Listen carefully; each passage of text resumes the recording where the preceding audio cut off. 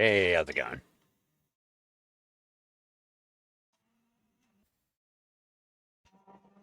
Just trying to get a lobby started here. See if anybody else is out there.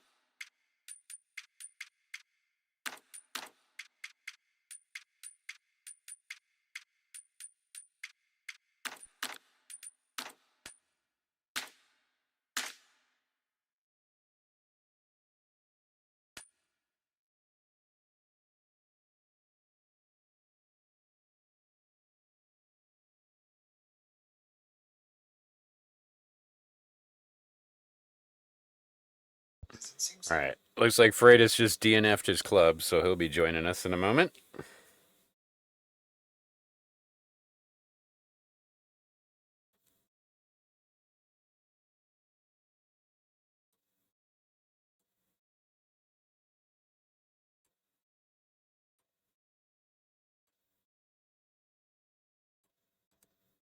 Mr. Sprocket. I couldn't see open lobbies 15 minutes ago. RaceNet might be down. Let's see. I've got a lobby open already. Hopefully it's okay.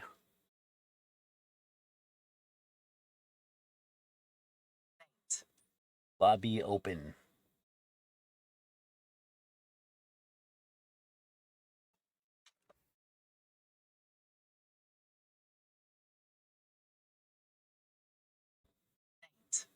Lobby open already. I'm in, I think. Yep, I'm in.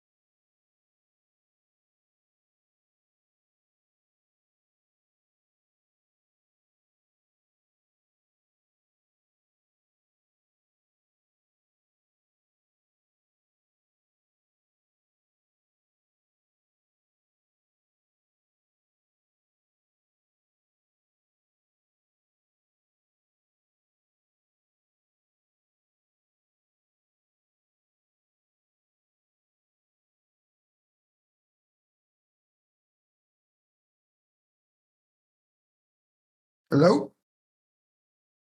Yo. Yay! Hello, Nate. Okay, it's good. I was Just wondering if you letting changed people the... know that the lobby's open here. Just a second. Yeah, okay, no worries. I was wondering if I had my headphones connected, but just remember that I have...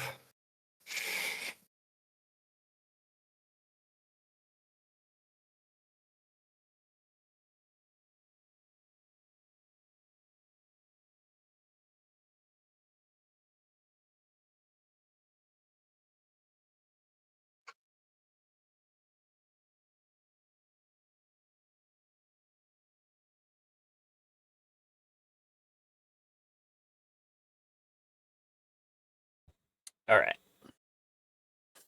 Stone Boy is streaming, and Freitas is streaming, and I'm streaming, and Smokey is coming over too. He already said. And I already gave everybody invites to the shared chat, so we got that Smokey going. is also streaming, by the way. Yeah, I sent him an invite already. He's coming over after Okay. he's done with his stage.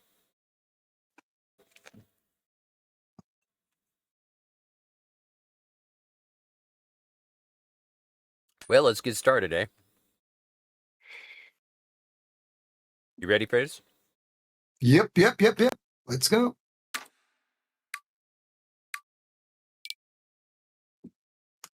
And you can join the shared chat whenever you like. I sent you an invite. Oh, sorry. Okay. Let me just choose the car because... Or did the timer just got a little bit longer? Probably not. Probably it's just me. Ah, shit. I cannot join through here. I have to join through another browser. I keep forgetting that. Sorry. Thanks for joining us for this opening round of the championship here at Rally Monte Carlo. I don't think any one team...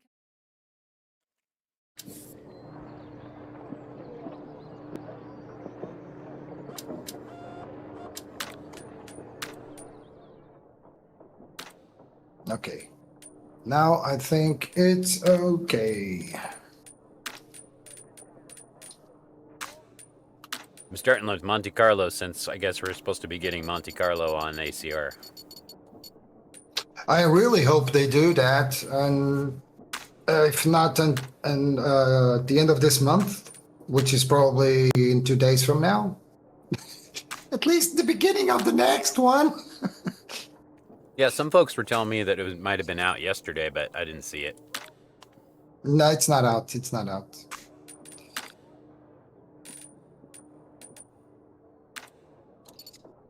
But either way, I was going to do Although- some ACR, and I saw you were on here, so I was like, I'll go over to WRC and try to get the band together, you know.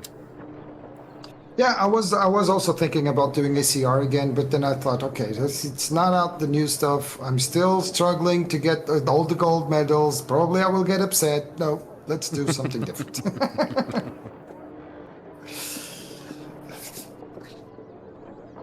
Why do you need to be so competitive, Freitas? You don't need to get all the golds. Okay, good. But, oh, yeah, who knows? Maybe it's out. Let me check something.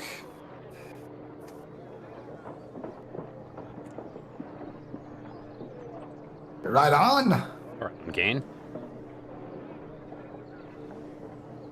Got to do a new screen or something? I've done that before on a couple phones. It's not too difficult.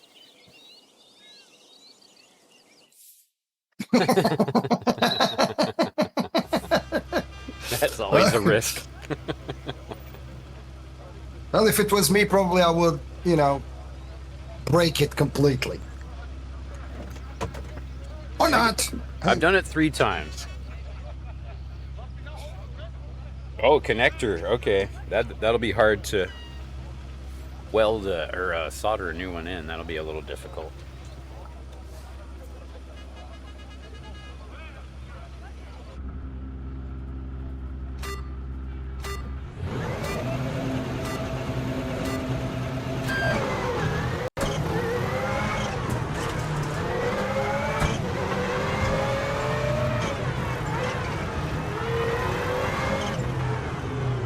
Yeah, that's never a good sign when your electronics are making rattly noises.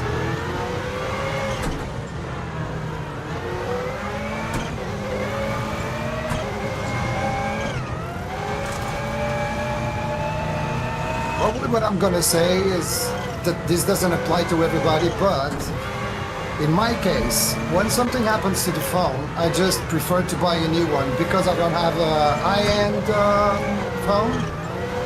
Yeah. I just have, you know, the normal ones, like it's like 200 euros or 250. Because if I spend the money to fix them, It's almost the same price, so My current phone is like a couple generations behind, but I went shopping for phones through Google Fi, and they gave me a deal where as long as I keep paying for my cell phone, they'll pay me $20 a month to keep the phone. So they're giving me a $20 a month discount on my service to just keep the service and take the phone. okay. Yeah. I was like, I want that. I was like, this seems like not right. And I read all the details, and they're like, you know, basically just getting rid of old phones at like less than cost.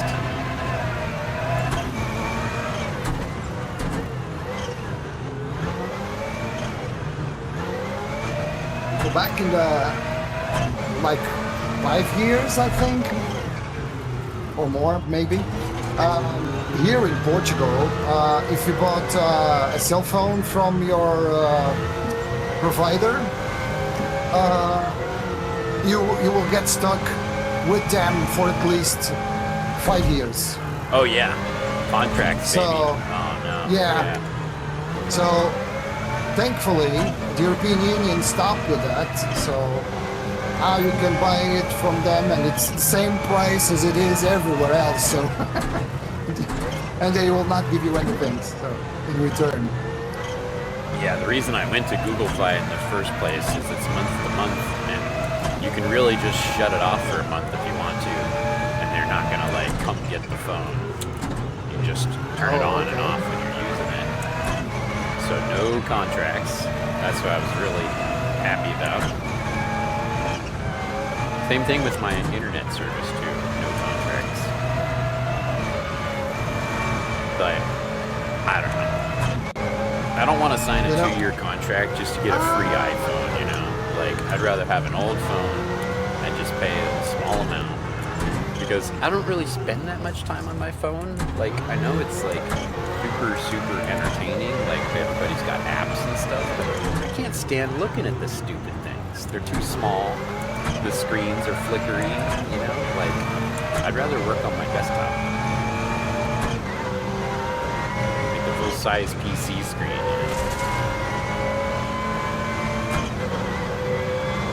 Hey, Kasad. Good afternoon. Yeah, join anytime you want, Kasad. Welcome in. Assad, What's good, boys? What's up, Smokey? Oh, nothing much, mate. Thank you for the invite, bro. Appreciate it. Of course, man. Whenever I'm doing lobbies, all you guys are always invited. Just assume so. No worries, I appreciate it. Just in the lobby now, waiting for you to finish this stage. Alright, we're on the last sector. Trying out some Monte Carlo, so when they drop the new Monte on the HCR, we'll have a good reference. Yeah, dude, I was just doing some Monte Carlo in the ice there. It was fun, but my heart was pounding. Oh yeah, it's such a trick. I love it. You just got to get that setup right to start with, or else you've got no chance. Yeah, Get it's as like much you tire gotta contact from the ground as everything's possible. about the setup. You're right. It's just like if you drive it like it's a regular dry stage, you'll just bounce off the walls and hit everything. But if the setup is done right, keep your pace all the way through, I find that's the way to win. Nice rally. More consistent without the crashing, but took my time doing it, so a minute and a half off pace against this other guy that I'm in the lobby with, so not great, but not really bad. Thank you, At least I'm Slam. finishing. have a good night's sleep, man. Let's go.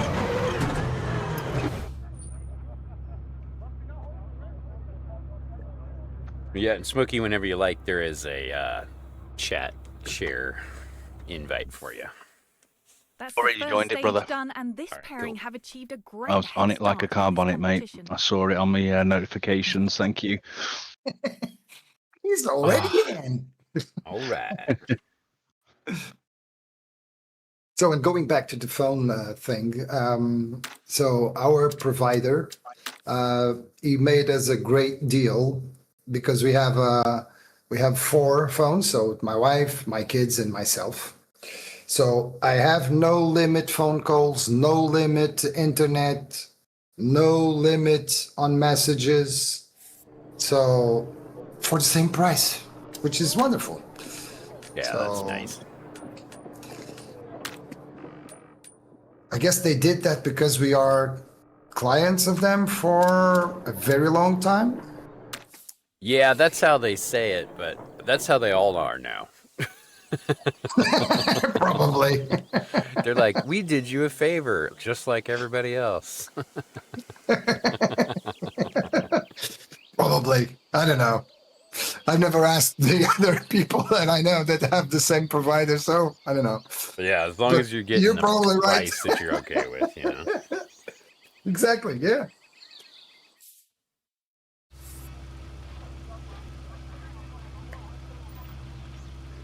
Here we go. The next good thing they can do to me is offer me a phone. If it's the same as I have, it's all good.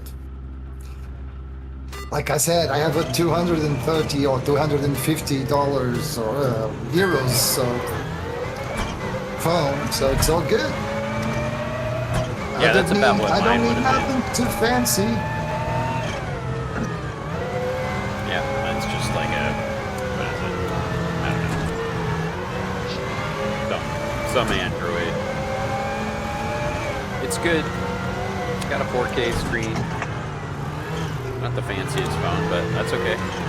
I'm not obsessed with having the most expensive phone, so I can lay it on the table and have other people envy me. I'm just not into that. I'm not into inspiring envy in others. It's just dominant.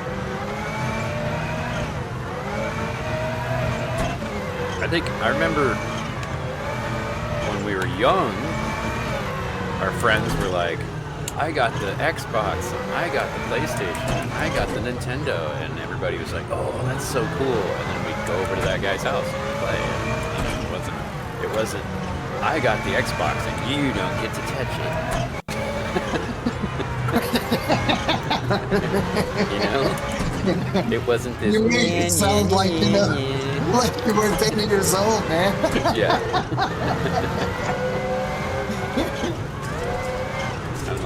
What good is any of that stuff if you don't have friends to play it with, right? Yeah, exactly. You're going to be bored of playing by yourself, definitely. That's why I still revolve all of my gaming around lobbies with friends. It's like, if we could all hang out down at the pub, we'd do that instead, but we live thousands of miles away from each other.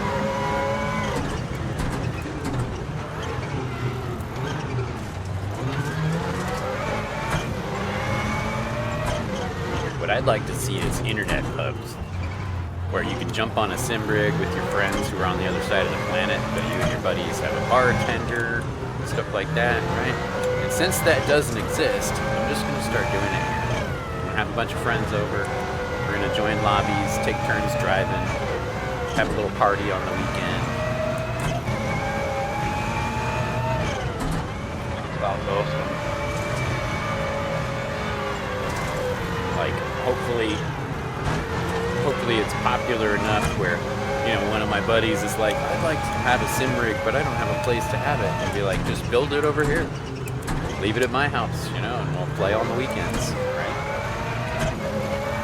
Basically just start the sim racing pub, you know. That could be interesting. Like a bowling pub where you have to bowl. We have that here in Madeira, so that's a good idea, Nate. That could be a business for me instead of, you know, I don't know. Whoa. Hey, thanks for the follow. Thank you very much for the follow, Hurricane. Not that I want to make a ton of money, but at least I could, you know, just have a job to pay my bills, because unfortunately, they don't easily give a job for a 50-year-old guy. They think I'm old already. So, you know, I could probably set my own business like a sim racing pub. Yeah, that's where I think that, you know, a lot of folks don't have a room in their house or their apartment, or it's too noisy for the missus, or whatever the reasons might be. I think it's nice to just have somebody else build the machine, maintain all the update the drivers every morning. You know, like if you had 4 sim rigs, you'd have to probably start at 6 o'clock in the morning and update everything, right? And then by lunchtime, you know, you could stop and eat lunch, and then, you know, spend a few more hours tweaking everything, and then by the time 5 o'clock rolls around, people are getting off work, they come in, and it's all set, ready to go, it's all warmed up.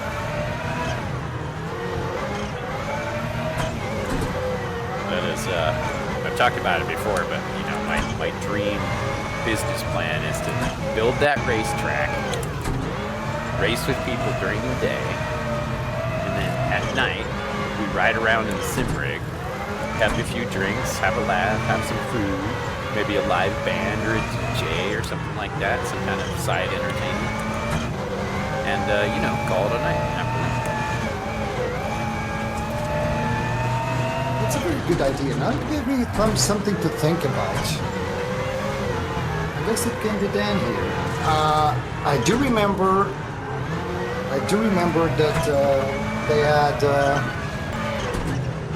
they had something here in Madeira with lots of rigs, but I don't think it was you know, like a pub. Would you have, if you want to have some food and drinks and all the things in bands? Where no, it was just specially for sim racing, and that closed already. So, phone call from my kid again. Sorry guys, be right back. No worries.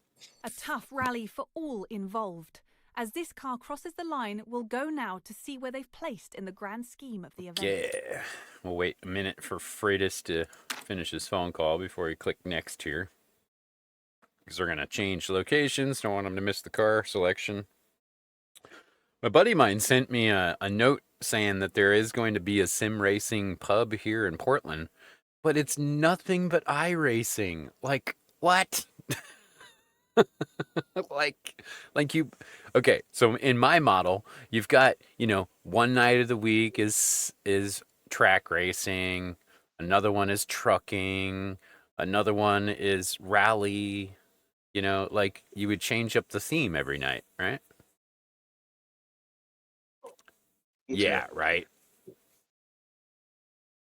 From what I gather, Mossop, that's who sponsored the thing. So they were like, if you're going to do this, only we, you know, preparation in, what do they call it?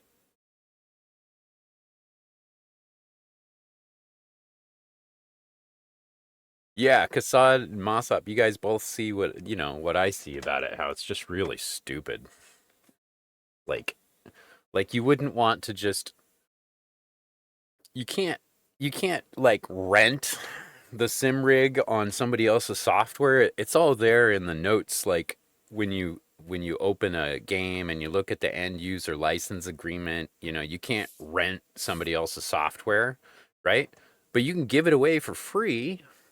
You could charge them $25 to come into the club, and they get 3 beers and an hour on the sim rig, and that's it. That would be a hell of a deal.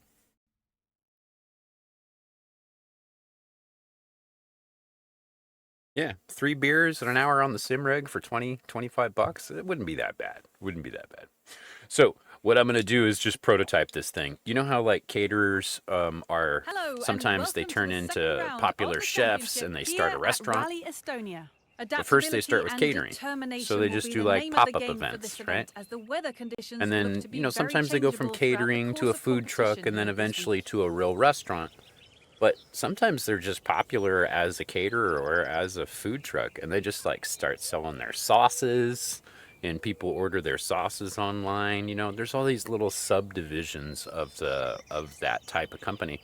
So what I was thinking is, you could have it set up so the kids can come into the sim racing place after school, and you're not serving alcohol, you're just serving soda pop, right?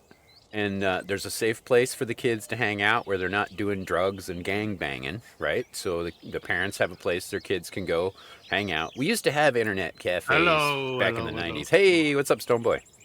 Stoneboy? Yo, what's good, bro? Yeah, I'm ready to rumble. Yeah, welcome in, man. Let's go. We're just waiting for Freitas to come back from his phone call. And I'm back. I'm back. Okay. Sorry, I'm back. Yeah. I have to put out my chat. Wait a moment. This was put my own chat off. As well. It's nice. So. Yeah, let's see. Where was I with my thought? Oh, yeah. So you got this place set up where the kids can come in the afternoon, and it's all ages, and you serve pizza and the whole 9 yards, just like you used to do with arcades and internet cafes and stuff. Because I think what we've ended up now is, like, since the pandemic specifically, everybody's just at home, right? Like, nobody's hanging out anymore, and I miss that. And I'm pretty sure the kids are sick of it too, because they're putting down the phones and going outside and doing stuff again. So Mile is in. Okay, right on. I should have we've it had a lot closer, of bro. people I'd sign be up for right on that. autocross. Whoop. Did I get my tune in there? Okay, I think I got my tune. But that's a great idea, Nate. I need to think about it more, make a plan. I still have time. So probably, but it's something that could turn like a business to me. Mossop's joke. My friends never let me borrow money for arcade games at the roller rink. Cheapskates. Oh, that's good. But So if yeah, that instead can of take like, me, oh, sorry, go ahead, Freitas. no, I was just, you just made me think, because if that just takes me out of unemployment, set my own stuff, starting slowly, Yeah. like with the pub and all the same rigs, slowly, not like thinking big and then going from slow to big. If that works, that probably could take me out of unemployment. Who knows? What's So, your plan just then, like- Marcus? Oh, go ahead. I was thinking just like a caterer. You see if your recipes are any good. You see if anybody likes it, right? You don't have to go buy a restaurant and then just fail because you're a bad chef, right? Hey, what's up, Nikki? If you're ready, jump on in. Race test of the day, isn't it? But there's you scale up your business slowly, and as opposed to like taking out a huge loan, failing, and losing your house, right? Because that's the other way. So what I was thinking is, I'll put this motion rig on the back of a trailer, and I'll take it to birthday parties and stuff like that, right? And maybe kid birthday parties, maybe adult birthday parties, and then like kind of just get people into it from there. And if they're like, oh, I want to build my own sim rig, well, that's another job we can do. We can help them build their own sim rig, right? And then on the way, you get all these people that are, into it. They realize that simulation and the motion rigs are actually really, really great for practice, right? And then they can come and do the real thing with us, with Bridge City Autosports and, anybody else, any other racing groups around the planet. Like, wherever you happen to live, there's a place to go racing. Whether it's go-karts or rallycross or autocross or track racing, like, these things already exist. I'm just like trying to find a way to bridge the two worlds together. Yeah, we just started, Nikki. Well, you're coming, I'm going, Nikki, but it's all good. No, it's not because of you. I really have to go.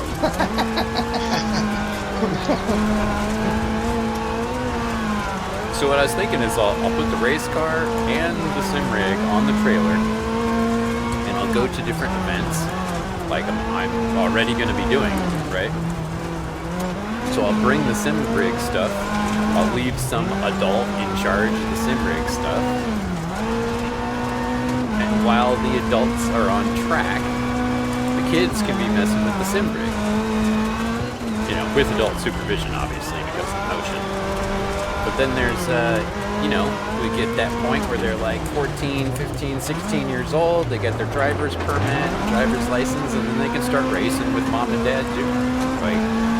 Let's put the family back in World Rally family,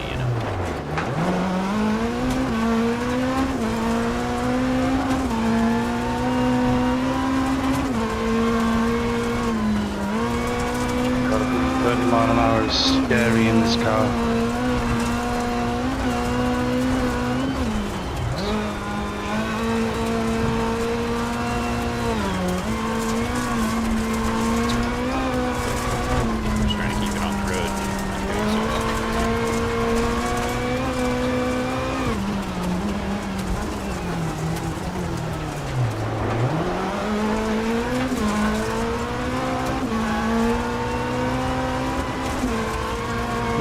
That's not it. That's not it. I just really have to go. Unfortunately or fortunately, depends on the point of view. For me, it's both. It's unfortunately that I have to leave sim racing, but it's fortunately because I'm going with her to the gym a little bit earlier today. So, yeah. She just sent me a message. And it was not a request, it was an order. She just said, we're going 1 hour earlier to the gym because I'm leaving 1 hour early because my boss said I can go. And I said, okay. Oh, right on. Yeah, that's This all good. car, guys. And you put one sim rig or two or in the trailer. Not a bad result for the first run. Gains I'm fast, sure this boys. pairing will have plenty They of compete chances with to each claim other. back some time on the upcoming stages.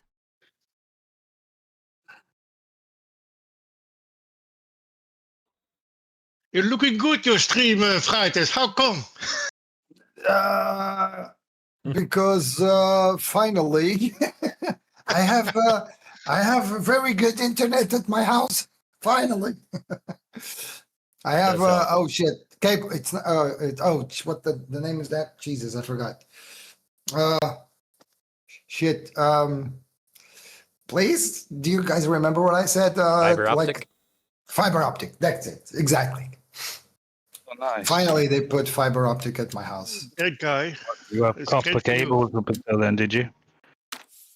Well, they just put it directly to the router, and then from the router to the rest of the computers I have in the house on different rooms. I have it normal, you know, those look like phone cables but longer. I don't know the name of that. Bigger Network cables. network Cat6. cables connected. Yeah, exactly. That's it. So, but it works very fine because I have it directly the optic fiber to the router. So, just great, stable. I have like 470 megabits per second upload at the moment. Stable, so it's good. Nice. Yeah, that's all you want to upload. Mine's only 100 upload, but a Yeah, me gig too. download. Yeah. Yeah, that's the problem. That was my problem because Yeah. it was always going up and down, up and down, up I and have down. 2 gigs, but when I go in the lobbies, then it's going down. I don't know why. Only in the lobbies. If you've just gone to full fiber, you'd have probably had fiber to the boxes, and then from the box to your house, you probably had the old copper cables. So they probably installed the new Yes. the new fiber from the box Yeah. to your residence. Yeah, that's what we Exactly. had That- about 4 years ago. Yeah. That's what they did. Yeah. I thought I would have to pay more for that, but they said, no, we have already that. We have it on the box that is on your location, on your I wanna residence do protocol. zone. So passing to your house, it's all good. You don't have to pay more for that. I said, okay. And also on your TV now, I think. Did you Yeah, hear that? you could with the 350. Yeah, that's a lot. That. Yeah.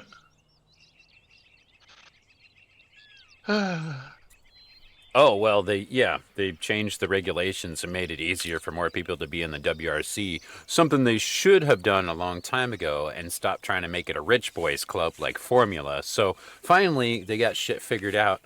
I dare say part of that is thanks to Pernilla Solberg and Bex Williams and Michelle Mouton, because they were talking about it when they were out here at the Dirtfish events.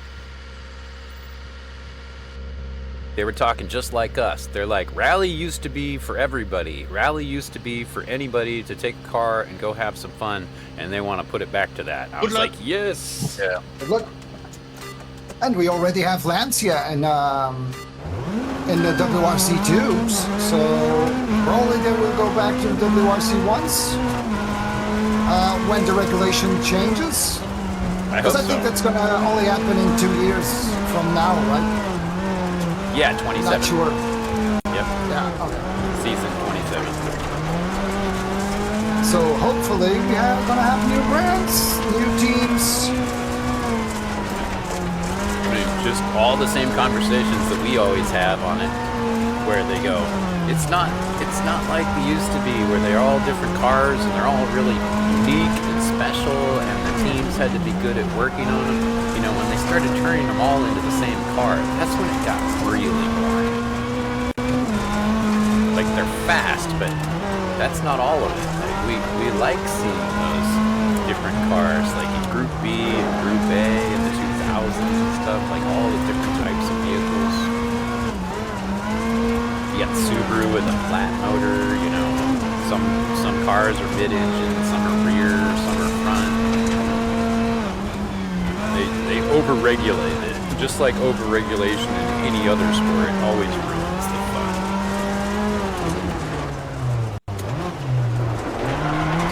Okay, my alarm just started, which means that I will have to leave after this stage. Unless I crash and DNF first. That's not gonna happen, hopefully. Nope. Whoops. I think I hit somebody.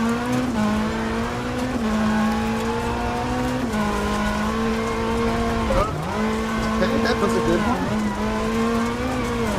Damn, Mile, you're fast. What the hell? Well, once again, thank you very much for the follow. Mile and Hurricane, they are smoking us.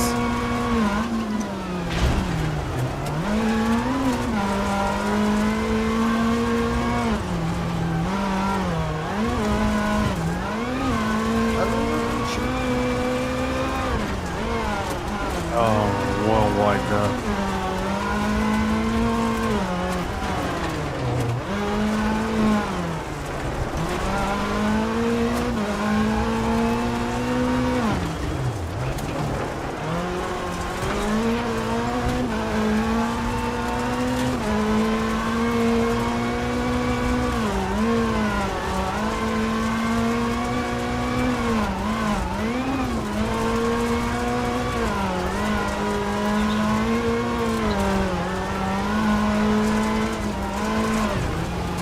This polo is disgustingly fast.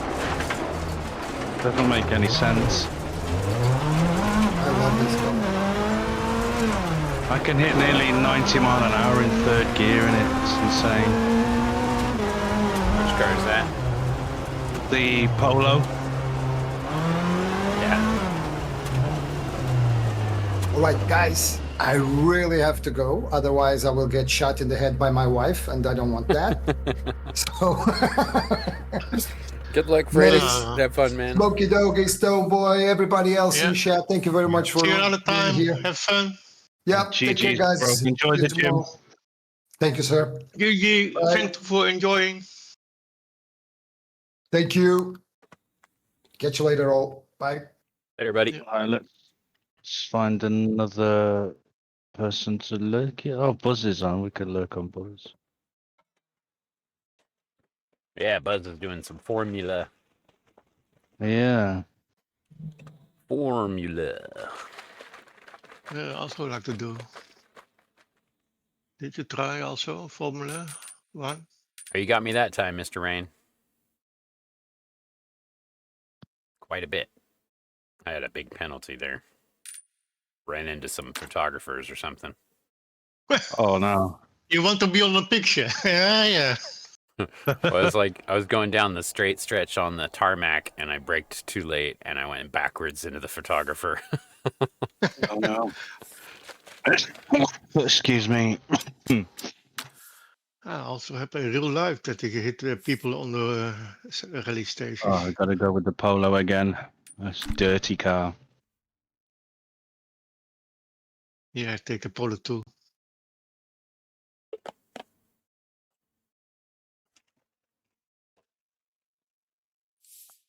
All right, Kassad. Cheers, buddy.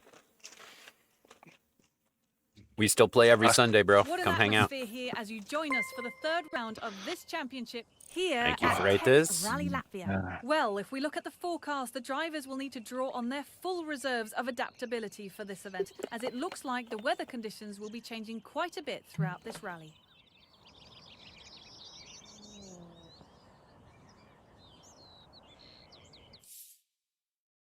I spent like 10 hours yesterday playing Euro Truck Simulator. Finally got a game to work on my laptop. So much fun.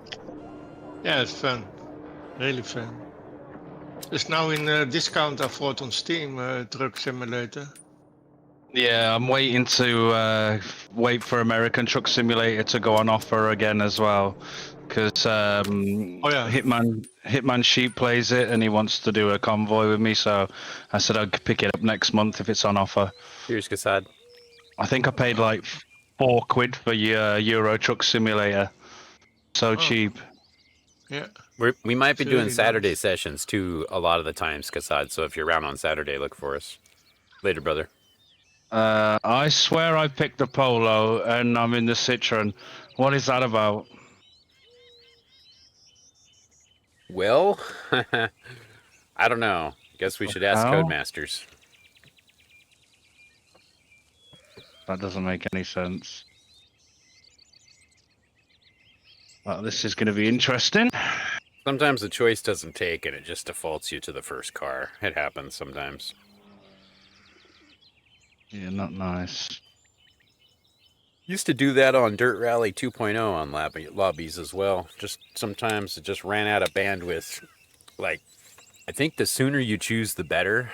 And it's not less likely to happen, but sometimes it just happens anyway. I was well on that. As soon as it come up, I was like, yep, taking the Polo again. Unless I didn't press the button. God knows. Good luck. Yeah, good luck, good luck. But if you press the button twice, then you cancel your choice too. So, like, it depends on if you registered the click, and if you registered 2 clicks, or if it accidentally double-clicked. Yeah. So many bugs. There's so many bugs on this game, but there's even more on the Xbox for some reason. Oh, weird. Maybe that's network stuff, like for the... You mean, like, specifically in the lobbies? Or just in general, like you have a H pattern, and the only way that the Xbox will recognize that you have a H pattern is if you put it in H pattern on the assist and manual only, and then it will recognize that it's in a H pattern, and then you can switch to sequential. Otherwise, it just doesn't recognize if you've got a H pattern at all. Oh, it doesn't switch back and forth like it does on the PC. Yeah. Yeah. So if you start in H pattern, you can switch to sequential, but if you start in sequential, it won't recognize the H pattern at all. Yeah, that's weird. So every day when I start the game, I have to go on, turn it on, put the assist to H pattern and manual, turn the game off, shut my Xbox down, turn my Xbox back on, and then reload it in H pattern all and of then that switch every it. day? Every time, mate, yep. Man. So Yeah. I can't wait to go through the... I used to use consoles for the simplicity, but it sounds like the consoles are just as complex as the PCs now. Yeah.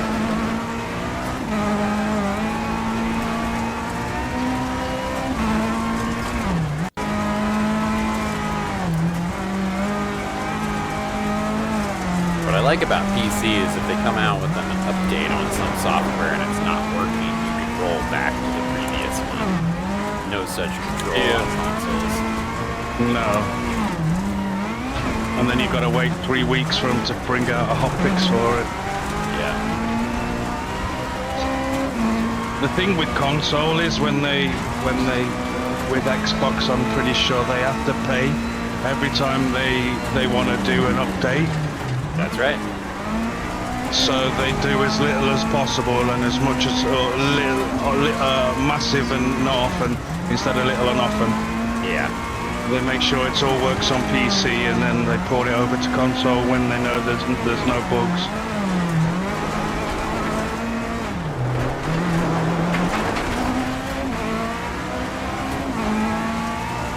So many games racing games I want to play that you just can't on console, like Le Mans Ultimate, Race Room, Automobilista, AC Evo, all of them.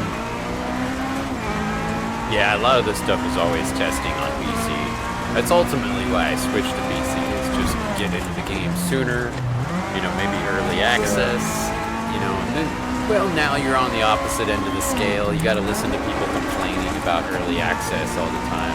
Go, why isn't this game finished? Early access. Why isn't there more content? Early access. Why doesn't my handbrake, my FFB work? Why does it sound weird? Why does it look weird? Early access. Well, you're taking all that. So Xbox have what's called game preview for that kind of thing. You can enter Xbox early access program, and then you get game previews before they're released to the general public. Yeah, that might be fun if you're into trying new games and you don't care about glitches. That's where I'm at. I really, when they come out with a new rally game, and if it's early access, dude, I don't care. I don't mind. If it's glitchy and it runs bad and whatever, it's fine. I just want to see what they're getting into. Like with the new ACR, oh, I think it's great. I don't think it's done. I think it's great. You know, I don't think, oh, these 3 stages, we need more content. Early access. Yeah. FFB doesn't What work you sign right. up for? Early access. Yeah, if you don't want that shit, wait for the full release to come out, and then you don't have to whinge.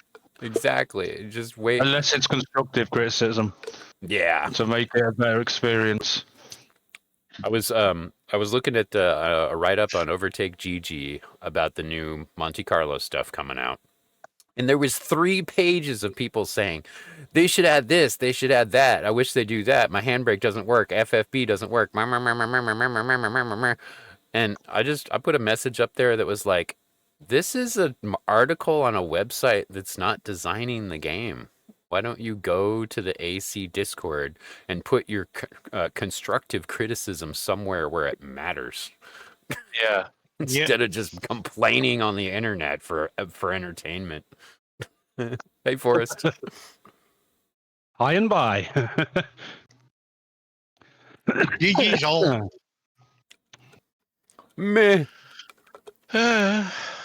It's Thursday today, yeah? Yeah, Thursday. Are we still in the game? Yeah. Yeah.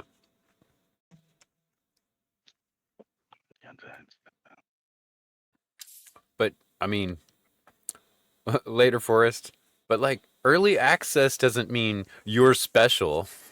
It means the game's not done. And you're the guinea pig because they need data. Oh, I got early access to this game, bro, because I'm such a great gamer. No, you got early access, and it says this game might be broken. Piss off. It's like right there in the notes. It says expect problems, and they go, this game's got problems, and we're like, yeah, we know. Early access. It's not perfect, it's not done, it's not immediate, and it's not free. Wah, wah, wah, wah, wah. Wah, wah, wah. All the moaning on the internet. Oh my god. Just like, go outside for a couple of weeks. Come back later. The game will be done.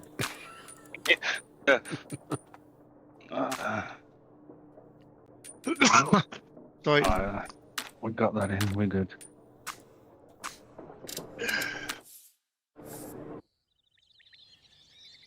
How come you're watching Bridgerton again? Oh, is it a new season? Oh, okay. There was one guy who put a comment that said, this game should have a Subaru and a Ford. And I'm just like, oh my god. No shit, bro. No shit. That would never occur to them. I mean, come on. Is there a rally game on the planet that doesn't eventually have a Subaru and a Ford? I mean, duh. I have to start. Good luck. They're like, you know what this game should get? An Audi Quattro Group B car. Oh, bro, never heard of that. Oh, yeah.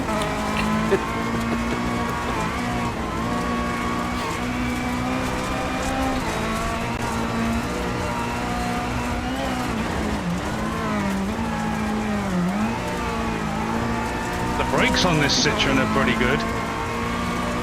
Yeah, they are. Lots of grip.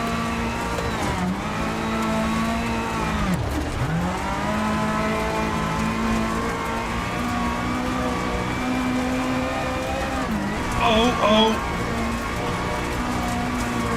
That's called a 360 under braking.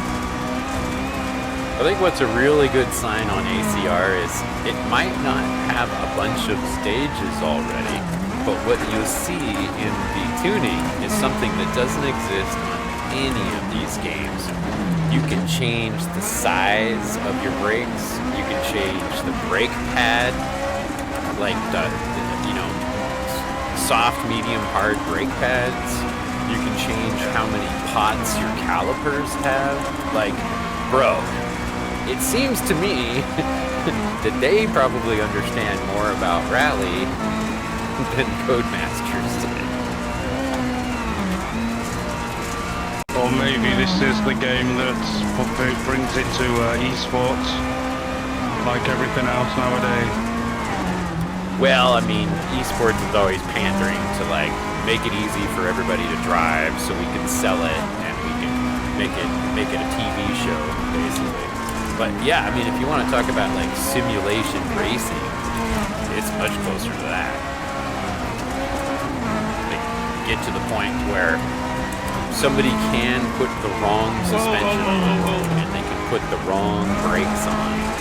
There's two types of people out there. The types that are going to love that and the types that are going to hate that. I love that because I know the difference. Because I know which parts I would use. I would use large brakes and hard pads because they'll last for an entire rally. Large brakes dissipate heat. Hard pads, they don't wear out. You don't get to stop as fast, but you stay nice, consistent braking across the entire rally. Like, those are details that nobody's done before.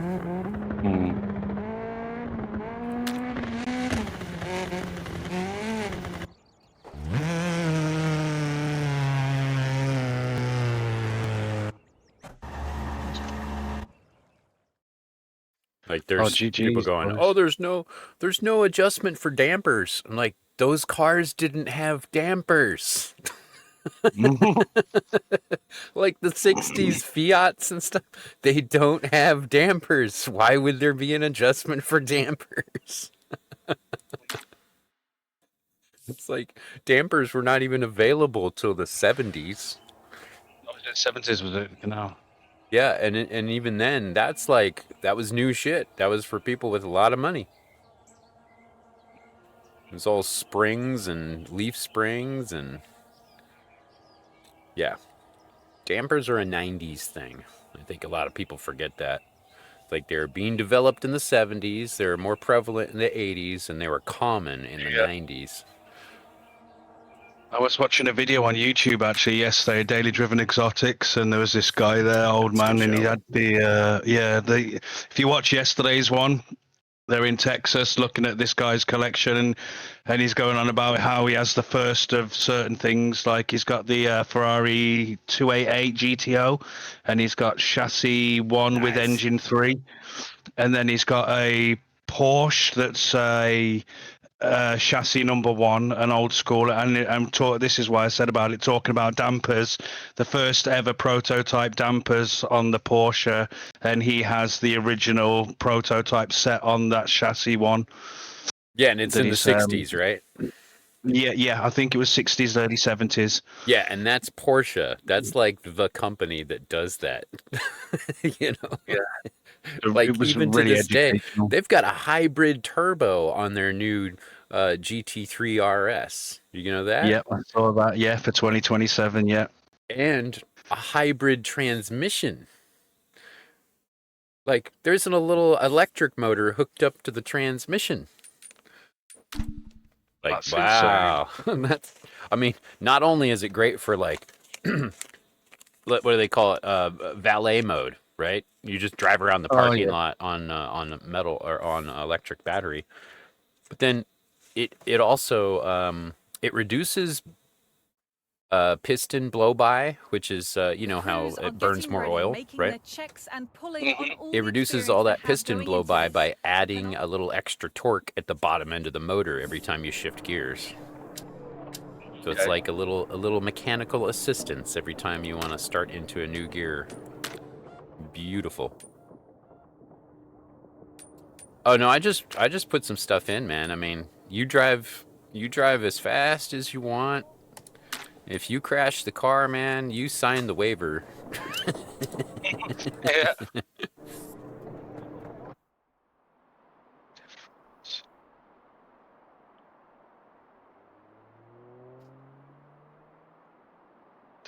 I think he just lurked out, Stone. Well, Yeah, he's gone for Yeah. food. He's been invited to dinner. I hope it's a nice dinner. yeah.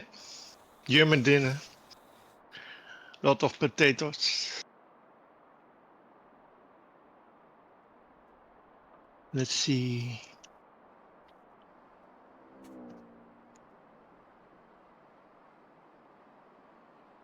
Oh, we're going high gears, low final drive on this Scooby. Snow. The snow. Oh, The this- tires already adjust.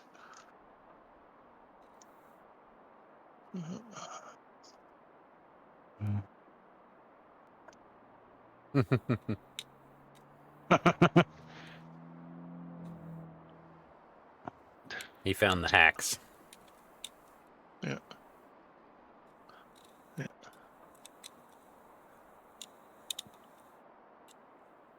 Oh, right on, Supra. Happy birthday, your mom.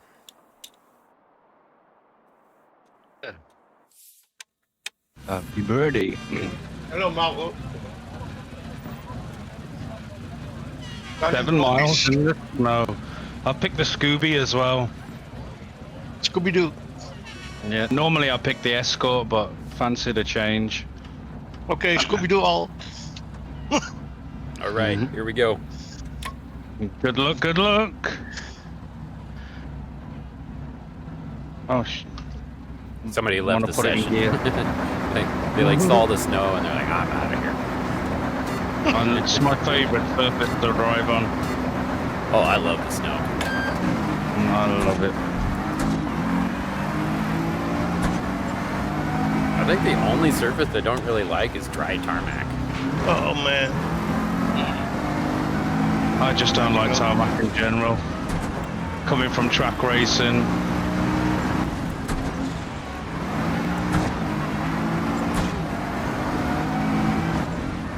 I do like Iberia though. That is a really good location. Yeah, that's a fun location. They all have their fun. And then, honestly, if you just make them wet, I like all of them. I just don't like dry tarmac. It's like, I like the slip angle. That's why I'm into rally. I like to be able to drift it. Yeah.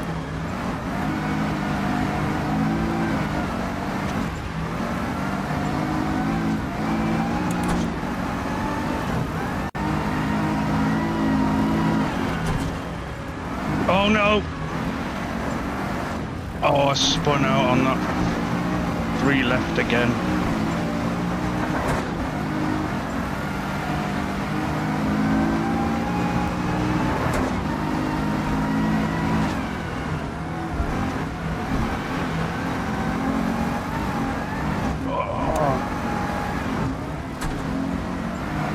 I think the back end's a bit too loose.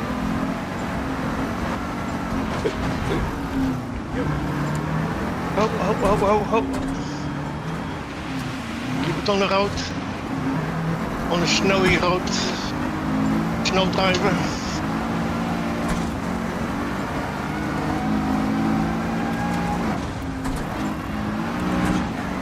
This is medium degradation also, so it's like Oh, is it? Okay. kinda gets down to the gravel, so it's not totally slippy.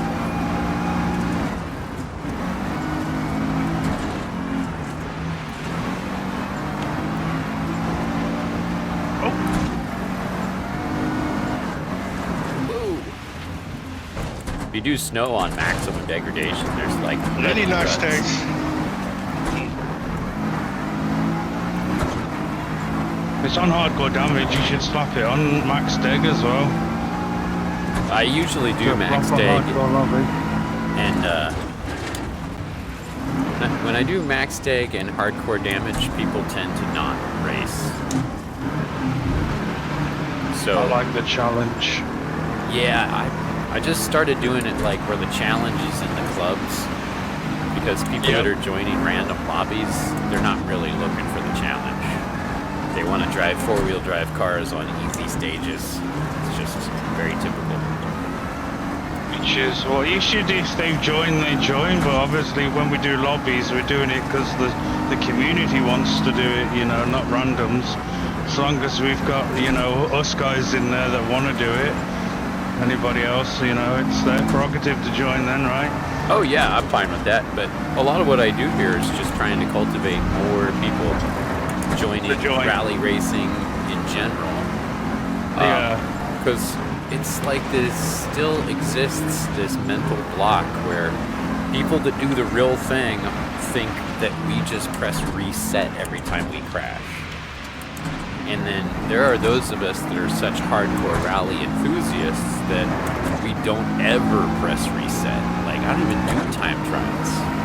Like, I don't care for them. Like, it's fine for anybody that wants to, but I'm here for the stage after stage after stage and endurance, survival, and low damage. Like, I put it on max damage, max degradation, horrible conditions, and I would do that all day long. That's not the majority of people out there. You want it as realism as possible, you know? Yep. That's why I like some really hardcore clubs. Yeah. You got clubs that meet that need, you know, then people can do it if they want to, or they can quit that club, you know, and it's no worries. I think it's like Stone and I have been doing this for a while now, where we just make the lobbies a little bit more approachable, a little bit more standard stuff. Like right there, right just a minute ago, Mr. Rain was like, "Oh no, Group B, right?" Some people love Group B, and then some people are just not ready for it. That's not what they want to drive, you know. I don't mind. The only ones I really have an issue with are the old ones, because I get my brain just gets stressed out because they're just so unpredictable. Sometimes you'll be going in a straight line and the car the back end just lets go, and you're like, how? And then when you think you're gonna let the back end's gonna go, it doesn't. It's like it doesn't make any sense. Yeah, knowing that this game's not extremely robust on the rear-wheel drive category. It's like you can do some tuning and you can make it better, but I don't know. There's a lot of other games where you can drive rear-wheel drives and definitely get more like realistic type predictability out of it. But see, there's this thing, like you and I, we've driven real cars. Like we know what to expect. But there are a lot of gamers out there who have never driven anything like this. So all they know is they were driving along and the car suddenly lost grip, right? And that's where I just encourage people, start on the modern cars, start on the four-wheel drive, and when you get really good at that, you just start working on front-wheel drive, and when you get good at front-wheel drive, then you go to rear-wheel drive. Yeah. You know, and then you're well-rounded, right? So it doesn't happen all at once, and not everybody's going to get first place the first time they start the game, you know. It's a progression of skill.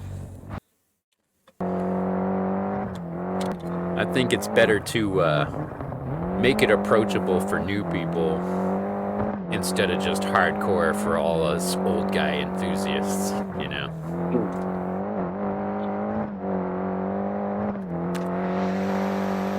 But I'm not against doing a hardcore lobby if people want to do that too, so. Like, I mean, I turn on hardcore damage because I don't want people riding the rails and slapping trees and then being like, I beat you all, I'm so good, you know? Like, you're gonna pay for that. If you're gonna go off the road, you're gonna pay for that. Like, cuts are okay, exploiting the severity of the cut, what triggers me. Yeah, My camera is gone. Like, if you're sliding around the guardrails in Monte Carlo, I mean, you should probably pay for it, you know? Yeah. My camera is gone. How risky is snakes fast. Oh, if your camera's gone in OBS, you know how to just press refresh on the source? Yeah, it's back. Yeah, okay. Yeah, refresh. You're right. Yeah, thank you. Turn off the buffer too, because sometimes the buffer will actually cause it to die. Okay. I met a problem that I'd never encountered before. Yesterday, when I went to have my eyes tested, I had Wolvie on my phone while I was with my Samsung earbuds, walking to town and back. And when I was in Burger King getting my burger after I had my eyes tested, my son rang me, and I answered the phone and I started talking to him through my headphones. After the conversation had finished and I hung up, my earbuds just stopped working. And now they won't even, I can't connect, the Bluetooth isn't recognized on my earbuds at all. When I go to search for them, I can't find them. I've had that happen before. I think what you want to do is go into the Bluetooth settings and forget those settings and then repair the device. Yep, did that. All right. I completely did it, and it's like it's the Samsung Galaxy Bud 3 Pros. They're like $250 Yeah, they are expensive. earbuds, you know, really expensive. And Oh. I have the S25 Ultra, and I've had the phone now a year. I got it January last year, and they've been connected to it ever since I got the phone. And they've just decided to not work. So I troubleshot it, and it said, "I'll charge it, make sure it's fully charged, and then take the earbuds out, put them back in, close the lid, and then open it again to reinstate the Bluetooth, and then search for it." And I've tried on my laptop, I've tried on my phone, and it just won't pick up the Bluetooth from them. So can you? Also not from a laptop. So I've been through a lot of. Yeah, that's a good point too. You can try them out on a different device. But I've been through a few of these, and sometimes the batteries just die and they won't connect to anything. So have you verified that they're on? Yep. Definitely on, mate. And did you charge them 24 hours or 12 hours? Yeah, they're fast charging USB-C ones, so they can go from 0%. They charge the earbuds to 100, and then it charges the case. And yeah, it's. And did you maybe when you get really empty the buds, and then you charge it? They're recognized on my PC or on my laptop rather, but when I go to turn them on and use them, it's. Mr. Rain, just wanted to let you know I'm not ignoring you. I was waiting for a break in the action, but I just muted the Discord instead. Yeah, we know the guys that are in the lead. Like, if you're worried that maybe they're cheating or something, definitely not. They're just very, very good. Bluetooth definitely works, so I can hook it up to my TV and everything still from my phone and stuff. Oh wow, I just slid for miles. Oh, that first corner? Yeah. Handbrake turned and I just slid sideways down the runoff.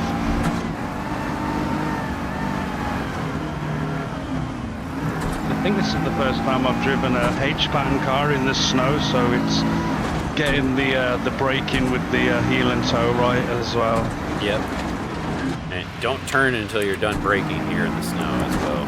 These old cars. They don't have big wide tires like the newer ones. Yeah. And yeah, Samsung Galaxy US. And did you call the Galaxy Samsung call center? S25 Service center. Did you connect to the Samsung service center? No. Oh, something that fixed me up before, not that this wouldn't occur to basically anybody, so I'm not calling you an idiot, but did you try and turn the phone off and back on? Because sometimes you just have to reinitialize everything on the phone. Yeah, I turned it off, turned it back on, turned the Bluetooth off, turned that back on.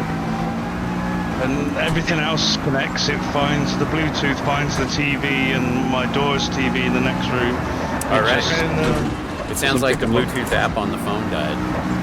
Did you try it on the other Android phone? Maybe, if you have it.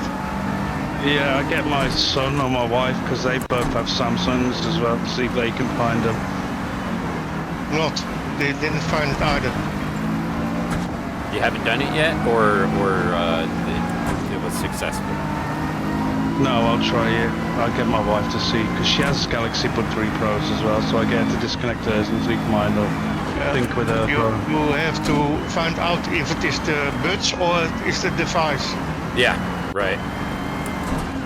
But yeah, if you use hers and check it, you could probably... It sounds like it's the phone. I've had some weird glitches happen where I'm listening to YouTube and then I'll get a phone call and then I switch over to the phone call and the Bluetooth doesn't work. And I gotta like actually go back to YouTube, stop the playback, turn off the Bluetooth, reconnect it, and then call the person back again, and then it works. I miss wired headsets, honestly. I didn't mind having an auxiliary jack on my phone. Less hassle. And you know when they're broke because the wire gets kinked or broke, you know what I mean, the connector, you know they're broken with these Bluetooth things. You don't even know what's broken on them sometimes. Yeah. Bluetooth is sometimes so difficult. It often sucks sometimes. And it's possible that, you know, trying to do 3 apps at once can like overload the Bluetooth portion of the device, you know, because it's still just a radio transmitter and it's a tiny one at that. And so, you know, over voltage can happen and shit gets fried. Have you also other Bluetooth devices connected to your phone? Your watch before, for instance? Yeah, like a different one. Disable that and then try only the buds.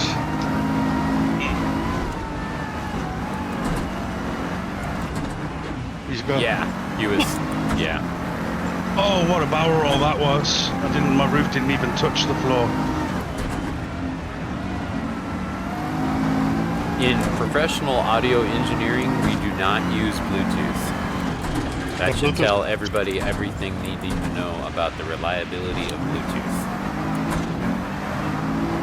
Yeah, it's not reliable. Yeah, whatever. Reliable. That's the word, right? It's the Bluetooth on the actual phone, the earbud case, that's not detectable. Because the Bluetooth on my phone is still discovering other Bluetooth devices in the vicinity. I forget why it's called Bluetooth. I used to know it. What is it, Hewis?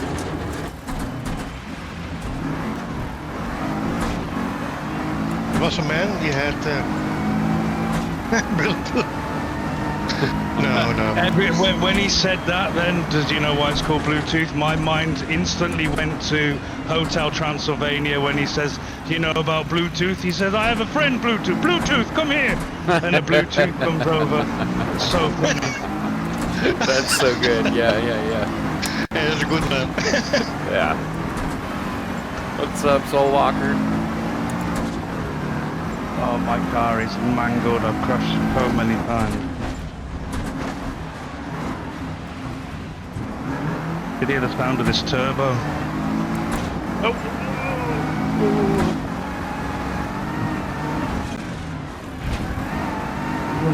Can you hear that turbo whine? So yeah.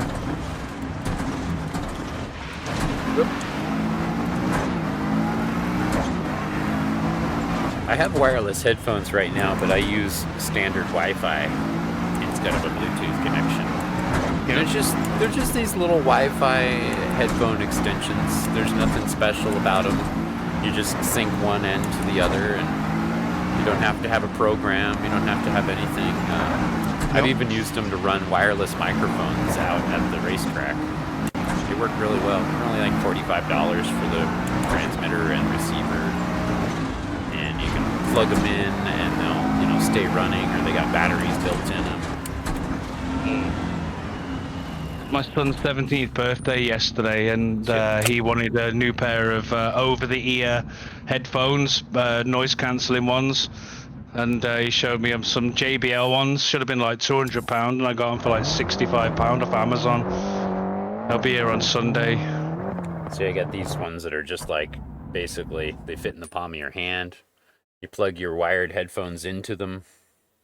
Yeah. And then there's another receiver on the other end of my PC. So on the headphone jack on my PC, that's what feeds it. And then I've got that plugged in, so it's always on.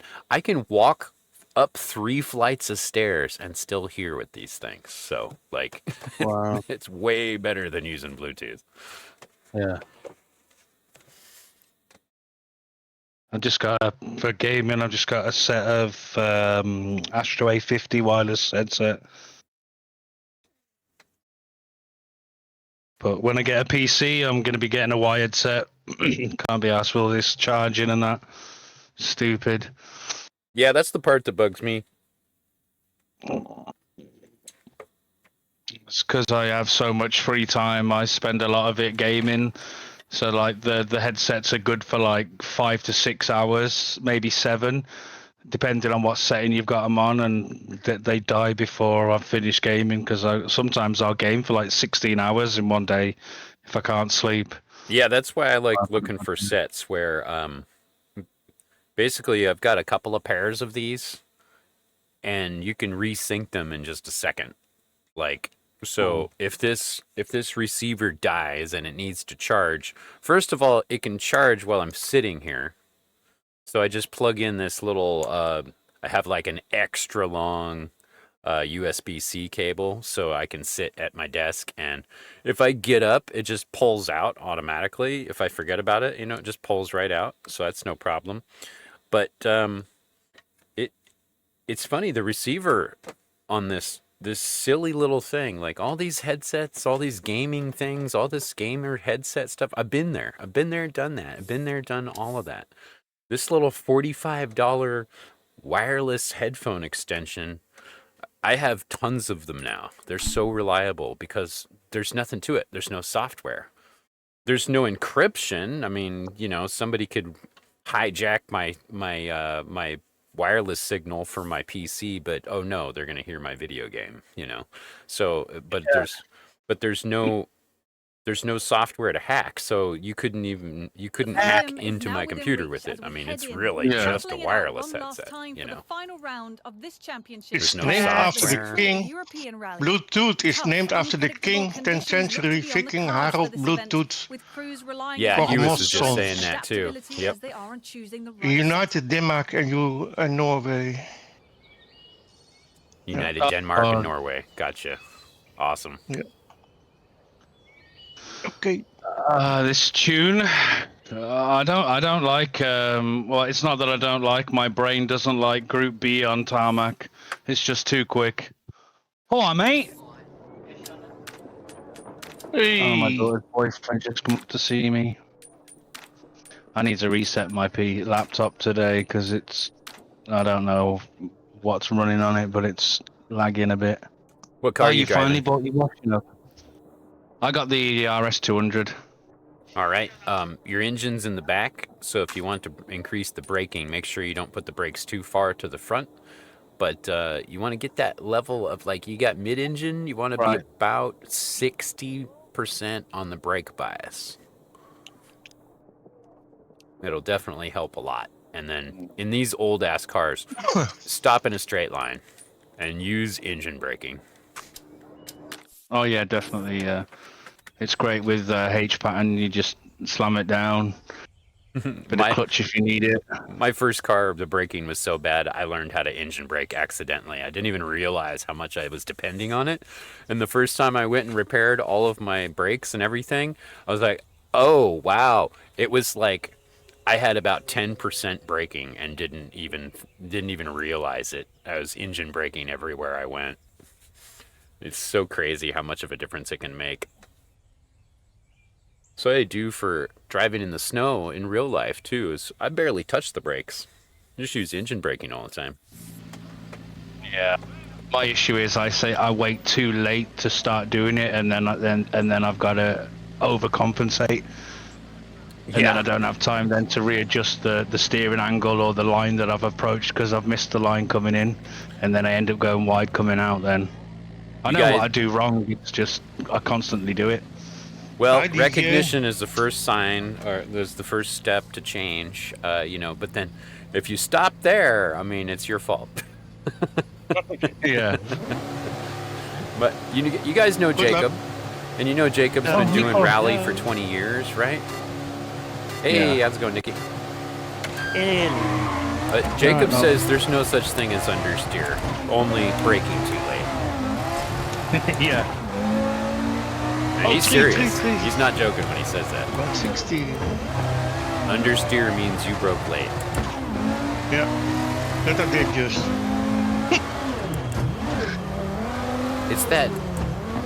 It's that compunction to be so competitive that you basically play chicken with the corner. But if everybody does that, if everybody's playing chicken with the corner and everybody's going off the same way, wouldn't it make sense to just brake earlier and just drive by as everybody slides off into the forest? Yeah. So drive to the conditions. If the car keeps understeering, brake sooner. And Kip Tischer, you know, he's been telling that to us for years. He's a rally instructor. He says, you're going into the corner late, start braking sooner, concentrate on exit speed. When I started listening to him, I started driving better. And now we listen to you. I'm just passing it on. Yeah. I've been taking your advice on board, and you know DGM, Dan, he's got really good advice as well. Yeah, he's very, very smart. Yeah. I like people who are open with it. So I can drive and I can do heel and toe, but I'm the first to admit I am no pro at it, but I try my best. Well, like with anything, you get better the more you practice it, right? Yep. Like, it's like, I became a dad at 19, right? So I heard a lot of the things like, I can't do it. Like my son would say, I can't tie my shoes. And I'm like, bro, you're 2 years old. Nobody is born knowing how to tie their shoes. Don't worry about it. Yeah. You'll figure it out. Just keep working on it. And one day, he had it. And I went to go tie his shoes because we were in a hurry, and he's like, no, I got it. I'm like, all right. Gotta respect that, you know? Yeah. Honestly, when new people come into the Kendo Dojo wanting to learn it, and then they kind of want to drop out, and they're like, I'm not very good at this, I want to leap. And it's like, well, this is ultimately your choice, but, I mean, nobody was born, you know, just with a natural ability to do this. You have to work at it. You've got to do your reps. And, you know, if you're not willing to do the reps, then that's why, you know, it's very difficult. So when people show up, you know, late, do it 1 night a week, there's a problem. Yeah, right. Yeah. Talent does not mean you're going to have the skill inherently. It just means that you might learn quickly, right? Like, I was a talented musician, but I still had to learn everything. But I started practicing 6 hours a day, 7 days a week, and I got good fast. Wow. That's what it's always come down to for me on any skill, is I go, I'm not good at this yet, but I'm going to be. Even John Mayer, the guitarist, he locked him up 1 or 2 years in his home to get the riffles. Yeah, see, he got serious about it. And, you know, that's the interesting thing about, like, musicians or engineers or people. It takes a long time to get good at something. Yeah. But then once you're good at it, you can continue to build more and more skills on top of that. You start to realize that nobody's just born knowing these things. All this stuff takes practice. And like, even when I hear people go, oh no, Group B, I'm like, ah, I remember those days. You know? Like, I used to be worried about driving Group B. Don't spend your time on complaining, just do it. Yeah, I was just like my first advice there to Mr. Rain, just drive slower. Drive slower, stay in control, and you'll build your speed as you go. And don't look at the progress bar. Just, I mean, I only have it on so other people can see it. I don't give a shit. I don't even look at the fucking thing. I took it off, it was giving me anxiety. Yeah, I've just learned to ignore it. Yeah, I turned it off for a long time. Just because I'm like, I don't want to be distracted by, oh no, I'm not going fast enough. Oh no, I'm getting beaten by people who've been doing this a lot longer than me. Oh no, I should just quit now because I'll never be as good as them. Comparison is the thief of joy. That is some classic Buddhist temple fucking philosophy right there. My worst competitor is myself. I'm so harsh on criticizing myself when I do something wrong. Oh, mate, I'll tray under the bed and everything. Just grab what you need. Need tobacco. And there's no reason, nothing wrong with having high standards, but you also got to recognize, for anybody, you got to recognize that it does take time to build skill. Like, so many friends that they wanted to play guitar, and they wanted me to teach them how to play guitar, but they didn't practice. They don't want to practice. Yeah, they didn't stick with it. They didn't practice. Oh, no, last corner. Yeah, I do that sometimes on that corner, overturn and then spin myself out. Yeah. So Yeah, melee, right on. Look at him now. Look at him now. He says, had to jump out of the rig when I heard it, but it's thanks to Nate and Rain and Wolf advice that I stopped avoiding Group B. Look at him now. First place. Yeah. Group There B you is go. is a really good class of cars. It's just you've got to feather it. You know, you got to be gentle. Yeah. It's like you get the 100% the throttle's power. only good in a straight line. Yeah, that's exactly what Dan told me, and Jeff as well. I believe he told me, especially on the rear wheel Group Bs as well. But obviously the four wheel as well. It's straight line, full power. When I was playing some of the older games and playing Group B, I made that correlation of like every time I hit the gas all the way, I slide out. So I stopped hitting the gas in the corner. And I would just concentrate on trying to get from corner to corner as fast as possible, slow all the way down to the point where I knew I wasn't going to slide out, and then get back straight and then go full power again, just blast, just so fucking full blast from corner to corner. Yeah. But in the corner, no. No. There's no form of racing where you don't have to like deal with weight transfer and the end of your traction, right? I hear Rain Dancer say this one all the time. You can turn or you can brake, but if you try to do them both, you're sharing the traction. Yeah. So you get half turning and half braking, Yeah. Which is why you wait for the weight transfer, then you start trail braking to get that turn. Yeah, the wheel does help a lot, I think. Like just being able to get smooth on the inputs. Like, I mean, I'm old enough to know PlayStation coming out with analog controllers and how much of an absolute game changer that was. Analog joysticks, they didn't always exist, kids. Like, this is the thing where we'd have to tap, tap, tap, tap, tap, tap, and we'd have to like tap slowly for slow turns and tap fast for hard turns. Like, we were the ones that would have to actually change the rate of our tapping in order to keep the corner smooth. And when we started getting analog control sticks on PlayStation 1, PlayStation 2, that's when we were like, oh, finally we can just slowly pull the stick to the side. Like, oh, you kids need to go and look up the Mad Catz OG steering wheel from the original PlayStation and see the dark days that Nate and I had to exist in. Yeah, exactly. No that FFP. was my first steering wheel. BG's is in. Hello, everyone. Hi. Sol. Walker. I still have my old Logitech steering wheel from PlayStation 2.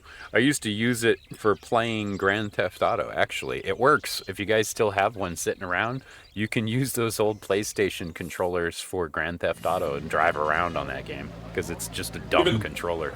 There's no FFB, obviously, but it works. Even in Twisted Metal, you could. Yeah, Twisted Metal, bro. Twisted Metal and PlayStation in general is the reason I bought a steering wheel. Like GT2, Twisted Metal, and Colin McRae.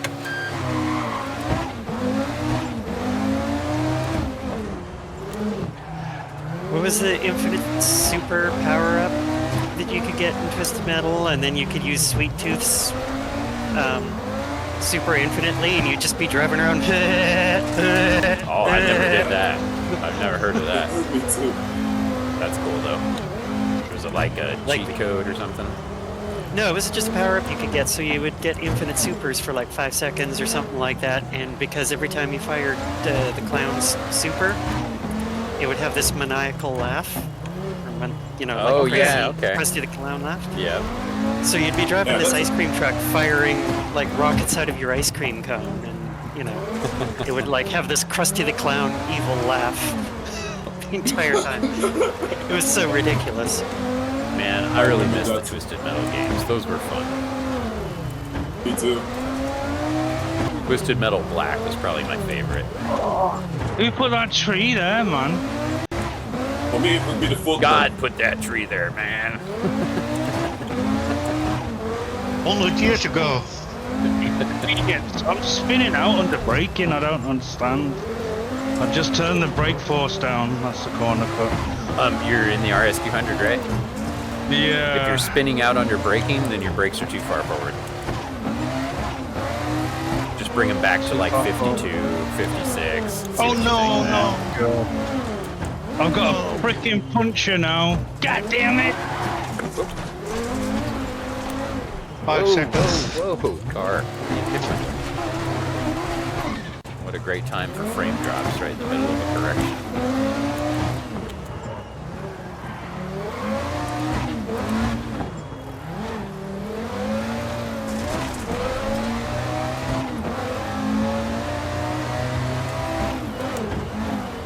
I'm driving this like a proper grandpa. I got this Russian buddy named Stormbuff that used to come around the channel a whole bunch back in the day, and he taught me how to tune and drive the 037s because I was like not using them for the longest time because they couldn't do anything with the mid-engine. But he said, straight line from corner to corner, stop at the corner, roll through, don't touch the gas, get straight, full power. Yeah. No lateral grip.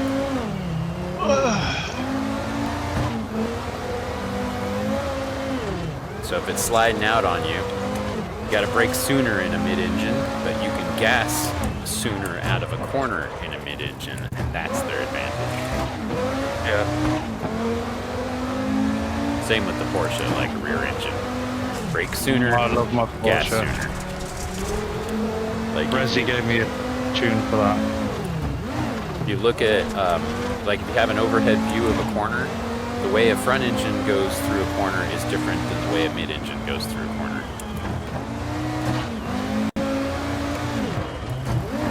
That's why if you say watch GT racing, where there's multiple makes and multiple configurations, they accordion all the time. Oh damn. Yeah, they do. Because they have different brake points and different accelerate points. That's a really good point, Nikki.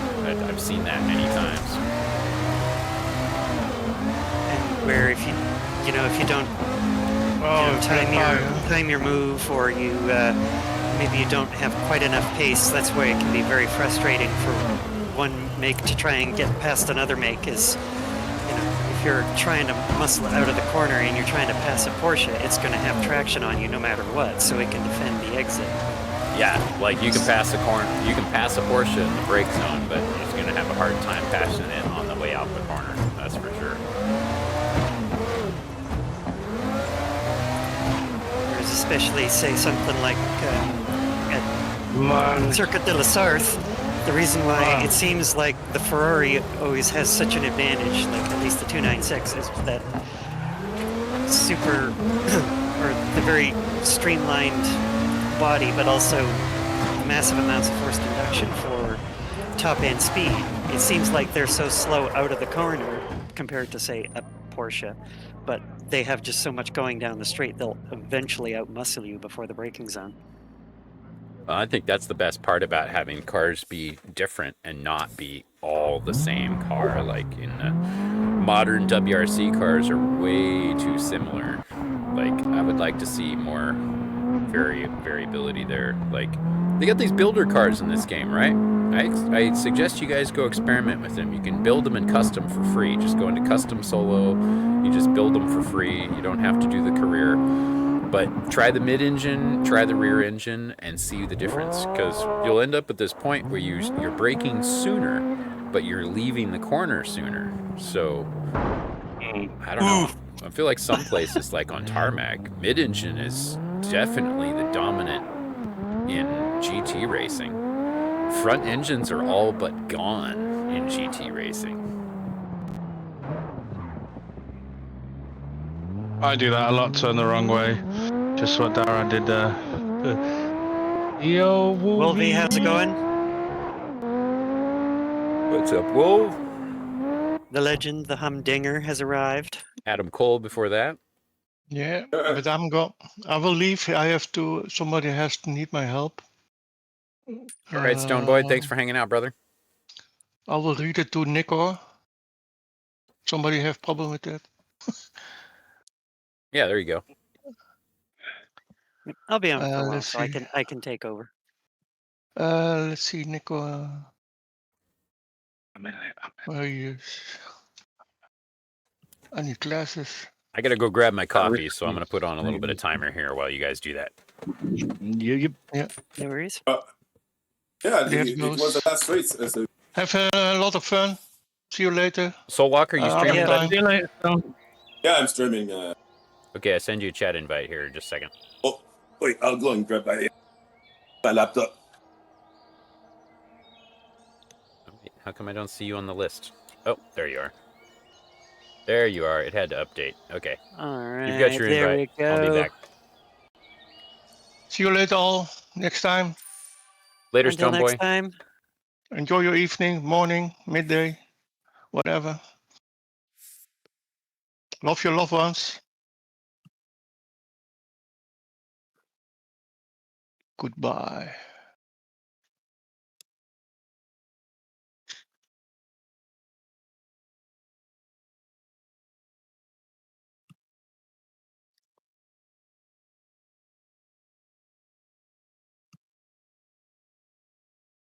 Well, look at that. I managed to actually put some points on the board, even though I was here for only one stage.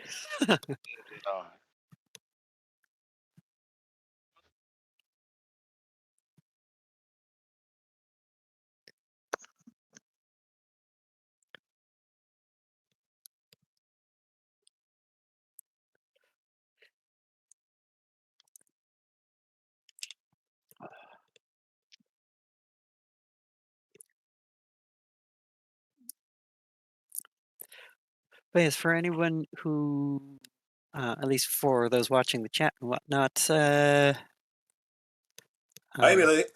not everyone grooves on GT racing, but do check it out. It's not often you get to see, especially in their close to road going variants, things like Porsche, Ferrari, McLaren, Ford, Corvette, all of them going once. IMSA, SRO GT World Challenge, the World Endurance Championship, DTM now uses the GT3 standard, so a bunch of them are all doing that at the same time, and you can see that it really is quite intriguing. And speaking of front versus mid-engine, Mercedes, Toyota, Ford, they're still sticking with it, and they are having success. So don't discount any one platform. What upcoming series, Rain? I don't get it. Sorry, say again. It's because Mr. Rain asked me something, and I was talking about. Yeah. Mr. Rain says thoughts on the upcoming series. More information. But yeah, that's a really good point, Nikki. Don't discount the front engines just because the mid-engines are new. I have heard people say, front engines suck, they're done, everything's done, it should be mid-engine. Not in all cases. Like, you ever driven a mid-engine in the snow? No thanks, I'll take a front engine in that case. Yeah, it's like, I know, it's like, take your Corvette C8 out in the snow and see how much fun that is. Yeah. You're gonna owe somebody $100,000 in no time. Yep. But if he drives a R8 or a Huracan Sturdy, that's not the old. That's a different That's thing. like, I mean, that's all just coming down to like, there's a difference between track racing and competitive driving and just driving on the street, right? Like, if you're just driving on the street, like here in Oregon, where nobody knows how to drive in the snow except those who grew up in the country, like me, you get your snow tires on before the snow comes out, and you drive your four-wheel drive, not your front-wheel drive open differential automatic minivan. Like, or not your 1984 pickup truck with rear-wheel drive and no limited slip. I mean, you gotta like know the difference. If you've got no limited slip, don't even try driving in the snow unless you know how to left foot brake all the way to the grocery store. It's like that's it right there. If you don't know competitive driving, you at least got to know what your vehicle is capable of doing. I'm happy to put in whatever requests you guys have. Either a Rally 4 or a kit car for one event. I'm not that fussed which. Rally 4 or a kit car. Okay. Yep. Or actually, Rally 4 or kit car on snow. Just to mess with some people, because that's what I drive all the time. God damn it. Yeah, Sounds me good. too. My front wheel drive with the open diff though is a Honda Civic. So Right, that's for that, totally different things. You want Sweden or Scandia? Let's do the new Sweden ones with the big jump so that we can do that. Oh, and Han, I have your custom hello. You have it now. If you give me an exclamation hi. I would like WRC in Chile, please, Nate. All right, you got it.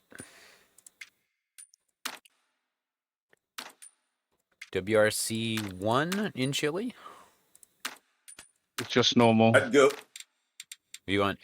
Do you want WRC 1 as in hybrid, or do you want WRC 1 as in Rally 2, like the old ones? No, the Puma, the Hyundai, and the Yaris. Okay, the modern guys. With the hybrid, yeah. And then, sorry, what was the location? Chile. Chile. I love Chile. I'm crap at it, but I love it. And the only way to get better is to practice on it. Yep, that's right. And if I have to suffer, everyone can. That's where I really like the difficult locations. They do not bother me at all. But like we were saying earlier, that's not for everybody, right? No, yeah. So, folks, if you don't want to drive something, just don't leave the lobby. Just go to spectate and go have a sandwich and come back. We'll put something else in. Have a sandwich time, or if your feelings are particularly hurt, you can go sit in the wambulance for a minute. Wambulance. Yeah. All right, let's do the older WRC cars in or as they might say in Yes. Yes. Certain professions in Montreal might say, "Je vais fumer a cigarette." When you have a quick break while you're, if there's a class you don't want. Right, Yeah, I was thinking all of a sudden, somebody Oh. needs a smoke break because they don't want to do something that just popped up on the to-do list. Yeah, it's fine, So, yeah. right? Yeah, I'll put in And then H2 front-wheel drive Finland. That sounds good to me. I have to do my... Yep. Smokey's got to release Moopsy. Huh? Yeah, it's got to be done. You know it, Hanbao. Well, see, it's important. Otherwise, Moopsy's going to go chew on like somebody's leg or something. Yeah. Suck the Or your bones right out of you. PC cables, and you don't want that. Yeah, he's pretty good for not chewing on cables. Although he's always going after the mail carrier. Mm. Because Surprised Purge hasn't come over. Because what this little scamp will do is he'll sit between the mailbox towers, and then as soon as the mailman walks up with the big crate of mail to start stuck in the boxes, that's when he'll pop up from the back and he goes straight for the face. And I have to be like, Moopsy, no, not the face. Bad. We like the mailman. He brings us mail. What's good here, man? All right, Sunset Wet in Japan, but 2017s. That'll be easy. That's an easy combo. Mm-hmm. What's up, Hitman?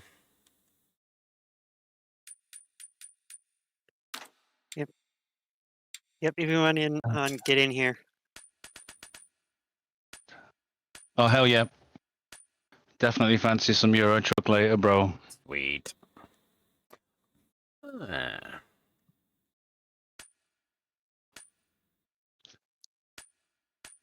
Can't wait to get my new glasses next week now either, knowing that my left eye is degraded.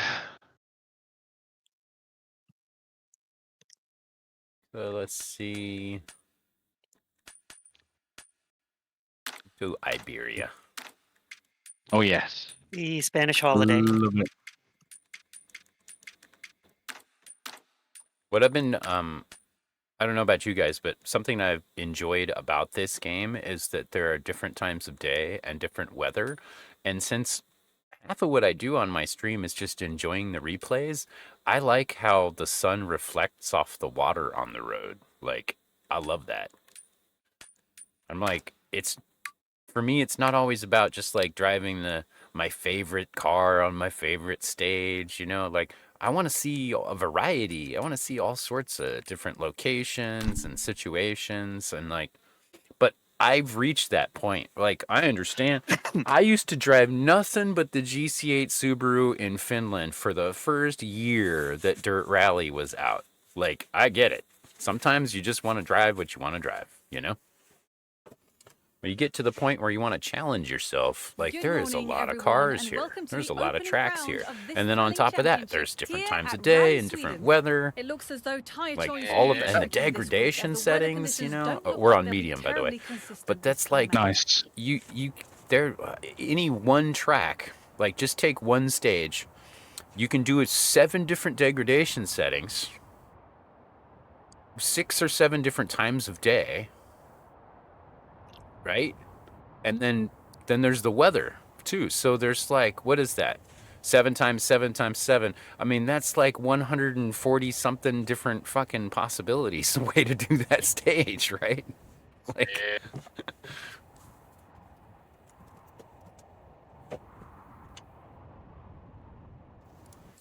we have not even played all the combinations on this game yet.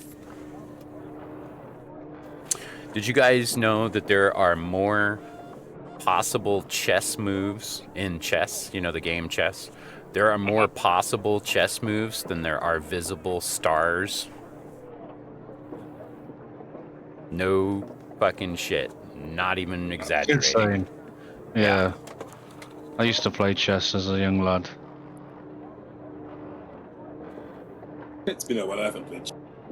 One of my mum's adult friends back in the day got me into it. I used to play him. He was pretty decent. My cousin and I spent our entire childhood playing chess because we didn't really have access to video games very often. Like, our parents would just only let us play for a little while. So, you know, they forced us to go outside and ride our bikes and that kind of thing. And if the weather was bad outside, we'd play board games. But we got really sick of all the board games because there's only so many different ways to do it. So eventually we just started playing chess all the time. And then we started playing chess remotely. Like, I'd have a board at my house and he'd have a board at his house, and we'd chat on the phone and say, okay, I'm making this move, you know. I had one of them little electronic portable ones where you press the piece down and it registered where you were moving and what you were doing. Oh, and you could that's play cool. against the AI. Yeah, that's cool. You guys know the game Chess Master that came out on PlayStation and Xbox and all those back in the day? Originally on PC, Chess Master, and then Chess Master 64. Can't recall. But it was pretty big at the time. It was one of the first times that you could get a chess game on a console or on a PC. I ended up working for the guy who designed that video game. And that's where he got his start in programming. he like made that for a college project, and then it ended up turning into this whole business where he ported it to different things. Yeah, this dude named Sebastian. I worked for him building houses, and he told me where he got started because I started talking to him about Twitch channel and rally racing and stuff, and he's like, "Oh, that's cool. I programmed a game back in the day, Chess Master," and I was like, "What? I played the hell out of that game."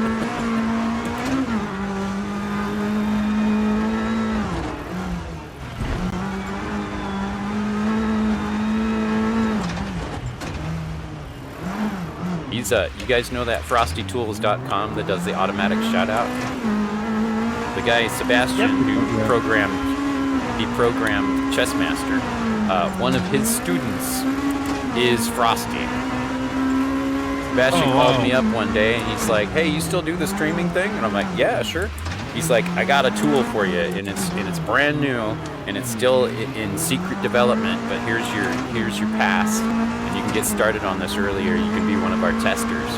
And so that's why I've had Frosty Tools this whole time. Is Sebastian called me up, and it's his student that made it. Like, small world, right? Right. Wow. It's not what you know, it's who you know. That's why I say it's not just for my town, but we got a lot of bridges here. So my phrase is, "Don't burn bridges in Bridgetown." And just, you know, in general, try to leave things on a good note with people, because you never know when somebody, contact or whatever, might come in handy in the future. Like ex-employers and, you know, ex-friends or ex-girlfriends, whatever. Just don't blow it up. You know, you never know. You might grow up. They might grow up. And, you know, 10, 20 years later, you guys run into each other and somebody's got a business idea and you can work together because nobody blew it up. You know? Like, I've run into old friends at a gig. I'm working a job and I run into somebody I haven't talked to in 20 years, but, you know, we never had a falling out. We just stopped chatting, you know. But reconnect with these people, it's all good. How's Cyrus today? Cyrus, what's up, dude?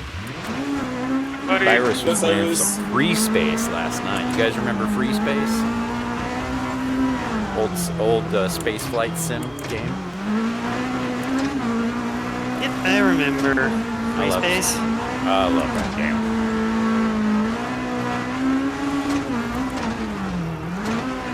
Jump Space. Sorry, I just forgot the name.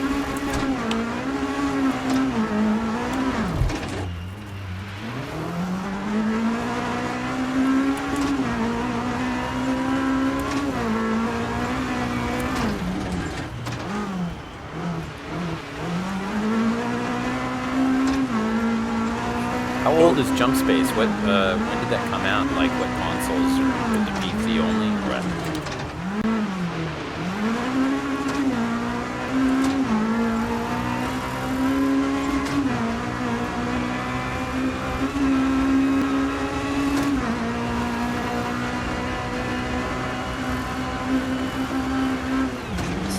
Would you aliens slow down? Let the rest of us have a chance. Yeah, I keep setting the bar, That guys. was- We'll catch you. I swear, I'm gonna take Soulwalker's piano and clip it on his tow hitch to slow An him down a unlucky little bit. start to the rally for Wait, this what? experiment. There is always a chance to turn Yeah, it just give him a around little in extra weight upcoming in the back. stages. I'd be like, did I leave the radio on? What's that music coming from? It sounds terrible. Just hear, you know, swinging around behind him. Yeah.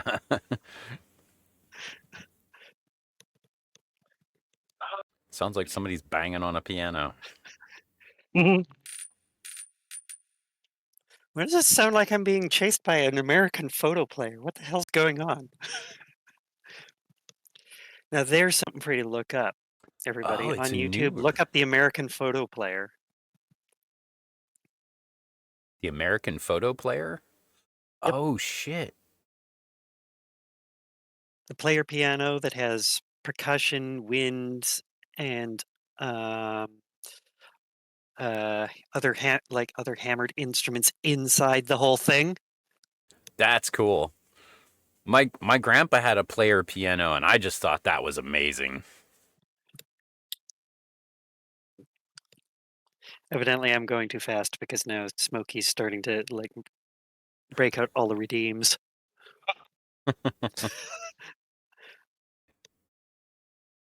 Oh, it is really recent. Wow. It does look like a classic game. You know, this is what I really like about how games have gotten to the point where it's not all about making a brand new, super hyper realistic, immersive VR experience in 4K with all the haptic feedback. Sometimes people just like the old 16-bit games, you know? Yeah. Yes. 100% agree with that. Was it Super Woden Rally or something Yeah, like that? dude, that game's freaking cool.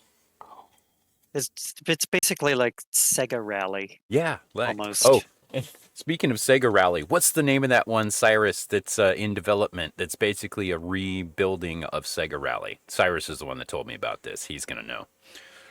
But there's a new one that you guys should all add to your Steam. I'm gonna bring it up on screen. If you just remind me what the name is, buddy. That sounds fun. I need a PC first, though. What's this? Old Unless school it's Rally. proper old school. Yeah, if it's old school, my laptop might run it. Now here's one I haven't seen called Old School Rally. That looks fun. That looks like some classic stuff right there. I'm gonna add that. You remember the old arcade cabinets that had the wheel and pedals, but you had to stand there because there was no seat? You had to like gas and brake while standing and holding on to the wheel. Yeah, right. Felt Oh, like that was such a you were trip. trying to drive these things, and you felt like a bit of a twat trying to. We would ask we'd always get a bar stool and bring it over to the machine for that. That was man, arcade days, bro. But this old school Rally looks really cool. Now,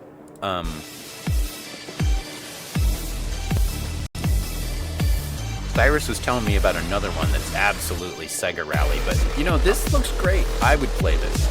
This looks fun.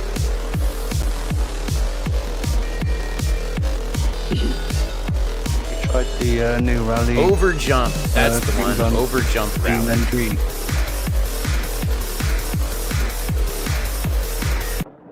Yeah, BeamNG's got a lot of good stuff. Rally thing. There's a demo here for Overjump Rally that you guys can try out while they're waiting to announce it. But here's the video of it. Pretty sure it was Jimmy Corgan's video that I watched anyway, where you actually have to do the rally, then you've got to drive from point to point to go to the next rally, and you're timed, and just like a proper rally. Oh, you know what? It's Our the buddy new Mighty Rally Mouse module is in designing BeamNG. one of those in Unreal Engine. Oh, wow. Yeah, I mean, he says it's going to be a while. He's taking his time, and he's just doing it by himself, but I love that concept of doing the transits as part Damn of it, the game. Smokey, it's the middle of the night. How am I supposed to see with these damn sunnies on? I'll do it for the next stage then. Here we go. No, you did the thing. The redeems exist for a reason. My bad. Blame Nate. He made the lobby. I'll take that blame.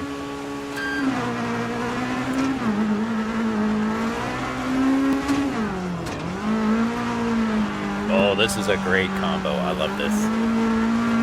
It is fun. Yeah, it is It's fun. tuned right. Now, if only Honda would make a rally version of the Civic so I can drive my own Tell me car. about it. I had a Civic before I stopped driving. A Type S, 2004 EP3. Honestly, or there's a even a guy Fit. that rocks the I would take it with CRX a out Fit. here in ARA, and it's good. The CRX is a good rally car. I have no doubt about that. No doubt about that.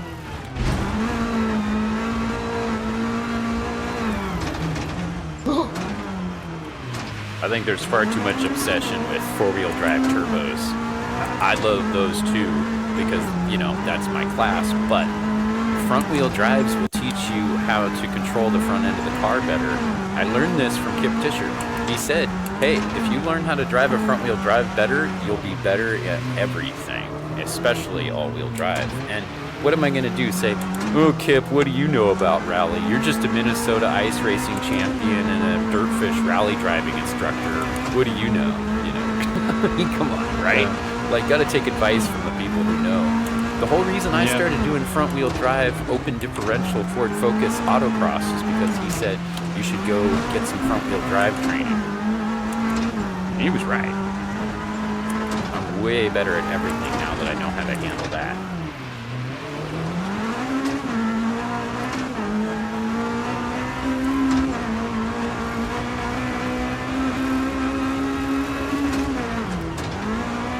Rear-wheel drive is sideways. So like for folks that are like, but I just like to go sideways, just do rear-wheel drive. Drive slower, gives you more time to think about it. And then when you go back to all-wheel drive, now you know how to do sideways really well and counter steering and all that, right? And then if you do front-wheel drive, you're better at all of the weight distribution and the braking points.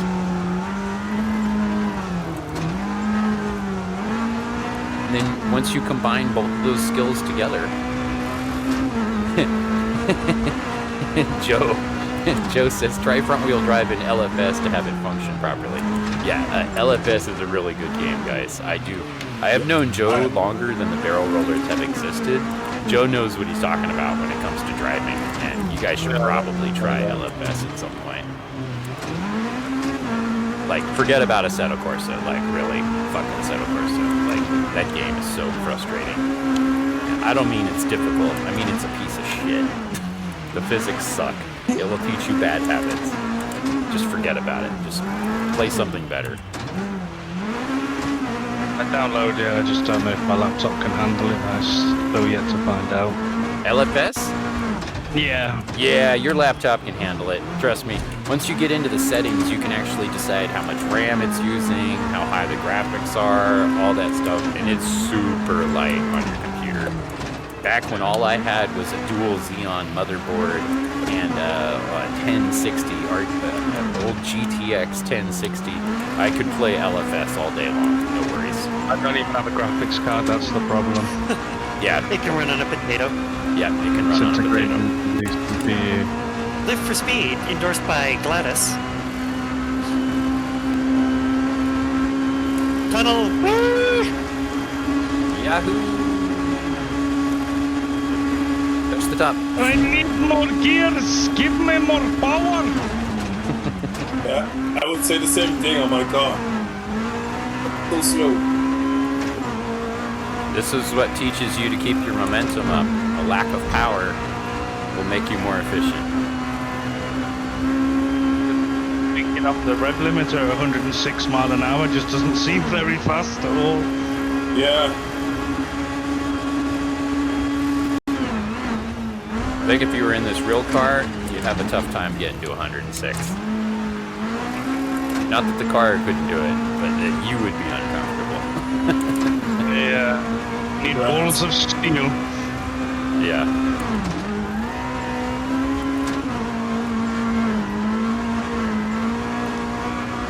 Oh, don't tip over.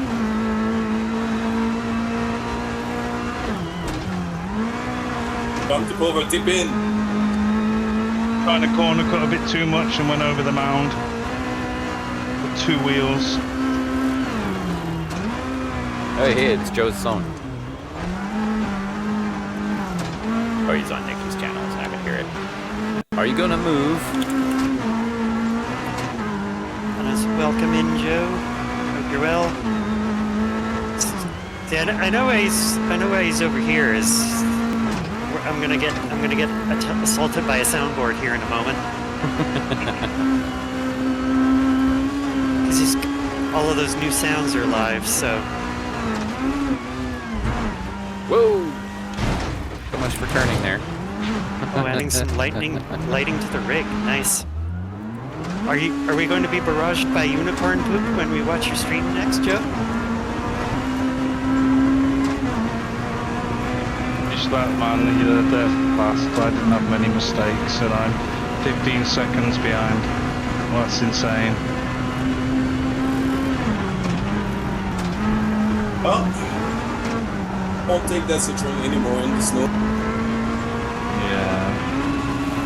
Hurricanes faster, There miles goes the tire. faster. 548. Finally gave up. Oh, kept it on the bead for a minute. It's gone now. One-wheel drive, baby. Yeah.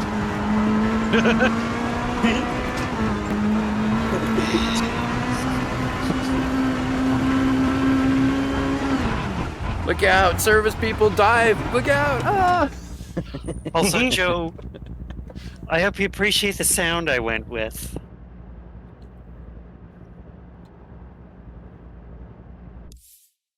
Add some lighting to the rig to improve the green screen. Excellent, Joe. I say you probably discovered what I discovered, whereas if you use a little bit more warmer light, it makes the green screen look better. What's it going? Also, you can just type in straight exclamation Aziz, and the professor will shout without having to cost you 1,000 channel points.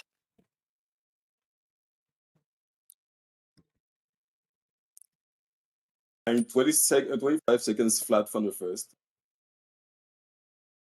Oh, just behind me, DJ. Yeah, I know. You're normally ahead of me, bro. What's happening? Not the right choice of car, I guess. But it's, What it's did you fine. pick? Oh, C2. I went with the Clio. It's a bit twitchy on the front end when you're turning in and stuff, but you get used to it a little bit. Flick it around a little bit, dip the clutch when needed, and it's pretty good.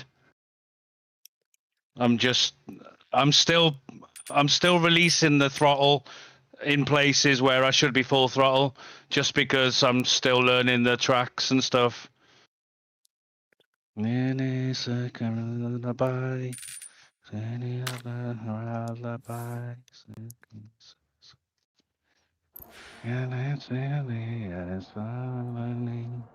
Okay, here's that preview of Overjump Rally.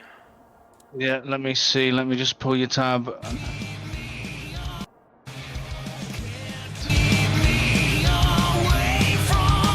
Extend the timer. Oh yeah, So we can watch it. Oh yeah. Very fast with the Twingo. all right, here we go. Now we do the preview. Yep, come on in, Derby.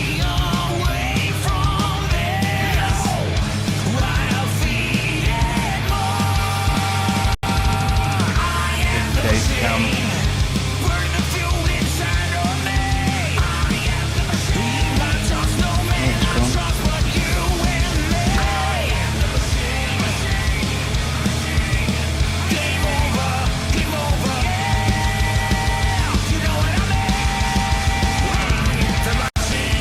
It will be but you know, kind of when I'm certain I recently used to. Notice in this preview, I learned from it. it actually changes from location to location dynamically, like while on the stage. It's like an awesome preview of several locations. Can you have a cockpit cam on this, or is it just chase cam arcade? Oh, I don't know. Well, I guess we'll see. There is, I mean, it's an arcade game, right? So it's, Yeah, I graphically it looks prefer, really good. even in an arcade game, oh, here you go. You at least got dash cam. So that'll be fine. I'll deal with that. This is a preview from the demo.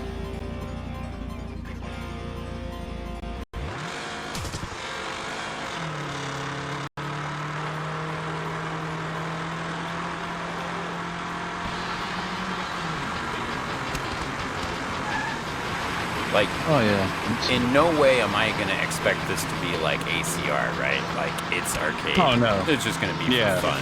This, But it looks this one you great. probably even drive with a controller, maybe. Yeah, it right. It looks does clean. look like a controller driver on this current. Yeah, I can't do controller racing. It's just so alien to me. Well, you could, but you'd have to practice at it. Look at driving through the smoke here. Like, there's fire. You're in the forest while it's on fire. I love that. That's so cool.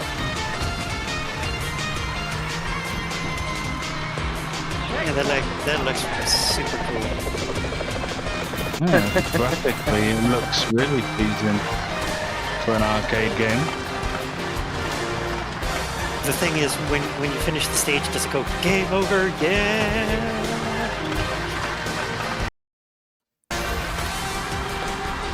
Yeah, how arcadey is it to an extent? Well, as we were saying Does it earlier, come up at the sometimes that's start kind of the instead of point. going- You know? Yeah. Like, Oh, hell yeah. I don't always want to overthink it, right? No. The Like on a stage game is like turning that, I over, won't just even use FYI. manual transmission. I'll just drive it. Car choices up, guys. Reminder: pick your car. Pick your car. Yeah, we're in Chile, so think about it. Yeah. It's going to be Chile and Chile.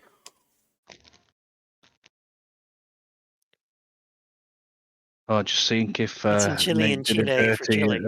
and put it on raining, that'd be even better. Once again, and ready for round 2 of this championship here at Rally Chile Bio. Tough, unpredictable conditions look to be on I the have a cards for tune this just event, for with these crews relying as occasions. much on drivers' adaptability called as they are Techie on choosing Gravel. the right setup. Nice.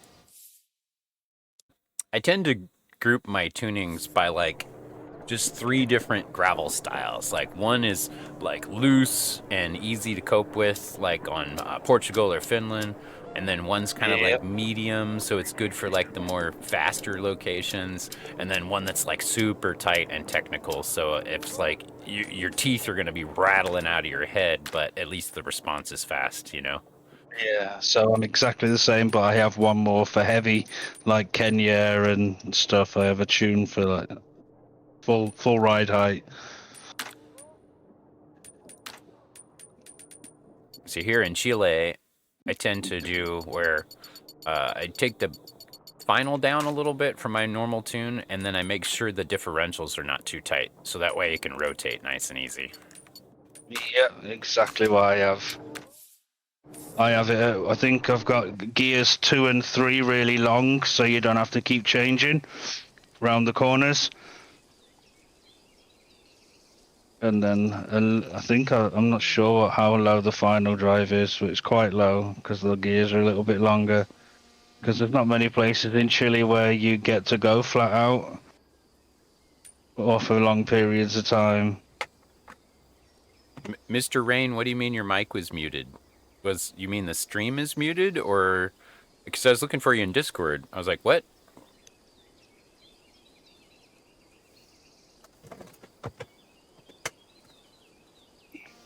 Or are you streaming, Mr. Rain?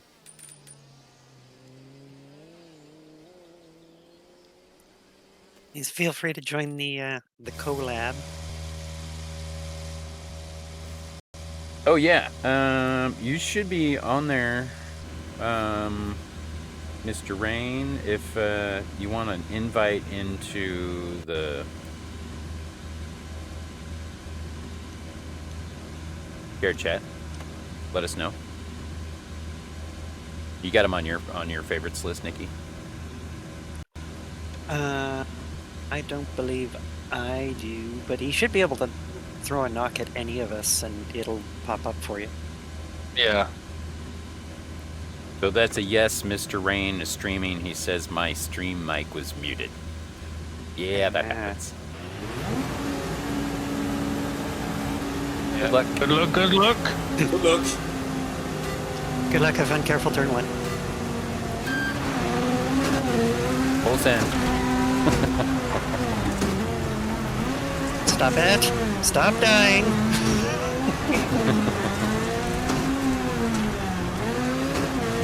Oh, tree! I don't want to go on the car. Shut up, you'll be stone cold in a minute. I feel fine. I feel happy. Isn't there something you can do about this? Bring out your dead! Yep, bring out your dead. I don't want to go on the car.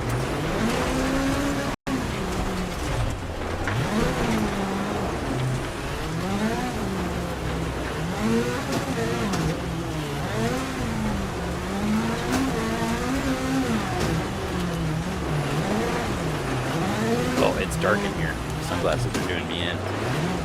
I just put my lights on literally as you said that. Yeah, it's a little bit shady. The sunset.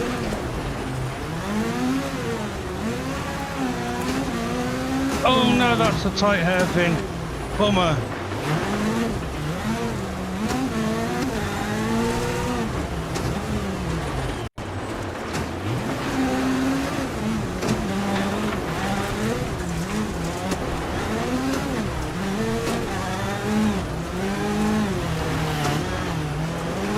Sometimes in Chile you get the boost at all the wrong times. That's why I like the cautious deployment.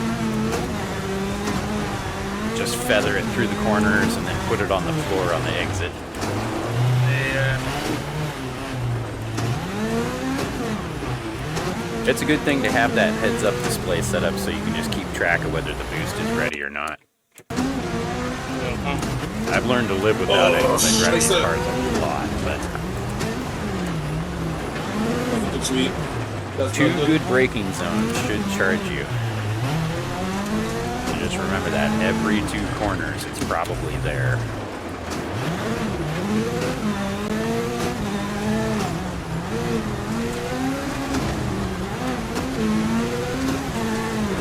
You can cancel deployment too by just double tapping the gas. Yeah.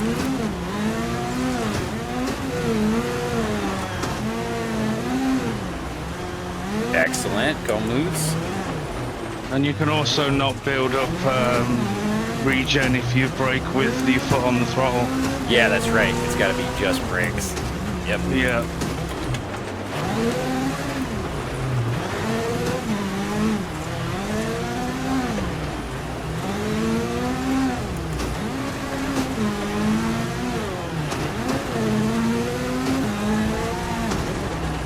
I wish they did the hybrid boost like Formula 1 or IndyCar did, where it was a button that you could push rather than your throttle setting. Yeah, I can see how you want to do less things with hand controls in a rally car, though. There's a hell of a lot more wheel movement going on in a rally car than on any form of track racing. Like, the goal is to keep your hands on the wheel, but it would be nice if it was a little thumb button or something. I was just gonna say, like you have launch control on the handbrake, you should have one on the sequential for boost. Well, I mean, they all have button panels on the steering wheel now. I'm sure they could stick one next to your thumb. Yeah, on the inside of the actual wheel. I mean, the Honda one looks like a giant, or not the Honda one, the Hyundai one looks like a giant control panel. I'm sure they could stick a thumb button on here.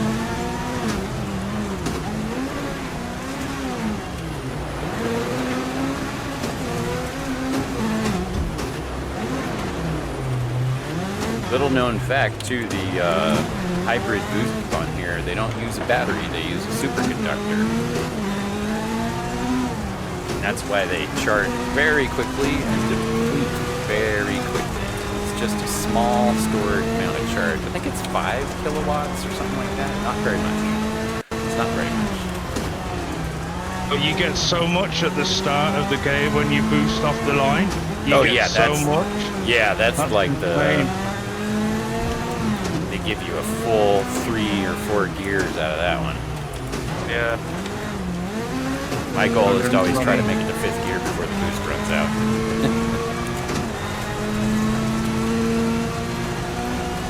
I'm so far of it. Oh shit. These guys are quick. Watch the chicane at the bottom of the straight. It might Yep. just flop in if your settings like mine. Be like, oh, where's the bales? Oh, there's the bales. Crash. Oh no! I thought I was braking way too early and still went definite straight into a bale. Same here. It's like, oh right, I forgot how ridiculously fast these weapons are. Oh, the post! I hit the fucking post! No! God damn it! 20-second penalty! What? I don't know what you're talking about, Jacob. Definitely don't clip anything. Welcome in, dude.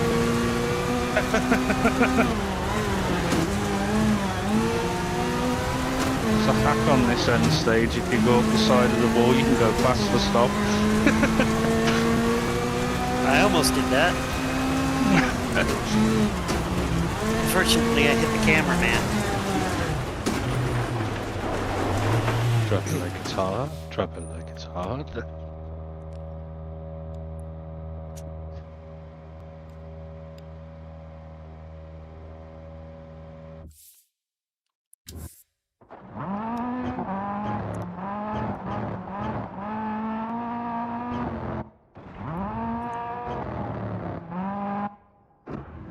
Did I must have changed the command. Did I change it to Jacob? I might have changed it to Jacob. Oh my gosh, look how quick Nico was. There it is. Go and so. Man, that riskiest snake is just good at everything. You set off Jacob's sound from your chat. That's hilarious. That's awesome. On my channel, he also has links to his Instagram, Facebook, and YouTube, in case you guys want to see the car build that Jacob and Izzy work on. But he also smells stinky.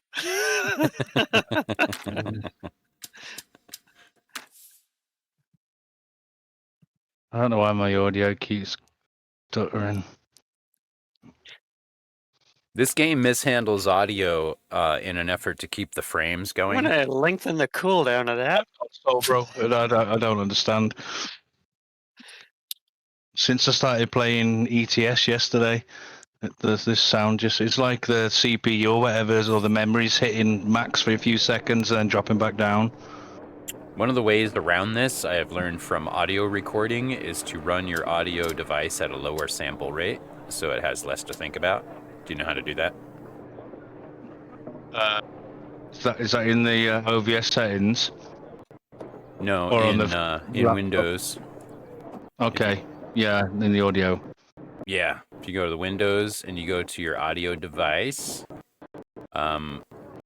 like in my case, it's my TV, but right here, you got the format.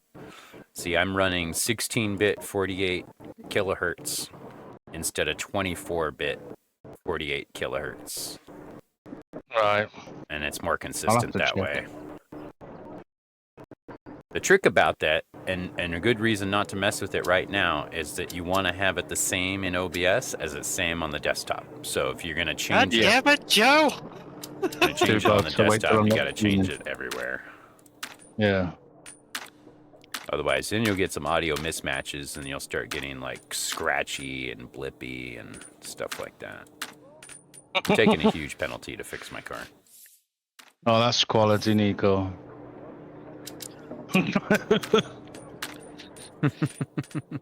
That's more of a tea cozy bobble hat than a actual bobble hat. It's awesome. This is the most ridiculous, toque I've ever owned. I didn't buy this willingly. This was given to me, and they're like, "Would you mind wearing this?" It's like, what about the mittens then? Fingerless mittens. These were. Well, that's the point, right? Is to, for once a stream, you can make my life very, very difficult, and that I have no use of my fingers while driving. Is the wheel slippy as well? Because it's wool. It's a redeemable Nerf. Wool, yep. Wool and faux leather on the rims, so it's a pain. I would not be doing this if I were streaming with my Ultimate right now, just FYI. And just imagine Nikki walking around her house doing chores with those gloves on. Be like, this is really hard to wash the dishes with these on. This is why I don't do cooking with Nikki streams. Good luck, good luck. It's like Joe would be all like, yes, stir fry these vegetables with those mitts on. And then suddenly my hand is on fire. You could probably still eat red vines with them. Oh, great. I got a puncher now. Getting them out of the container might be trouble, though. Well, see, joke's on you. We don't get red vines in Canada. Oh, we might have to send you some. I'm working the car. Literally, I'm not gonna make it. I would be willing to reimburse somebody who sent me like one of those giant Costco tubs of red vines. You know, we ought to get the besties to do it because they're closest to you. That'd probably be the cheapest shipping. Well, and they have they'd my be kind address of fresh now. when they got there.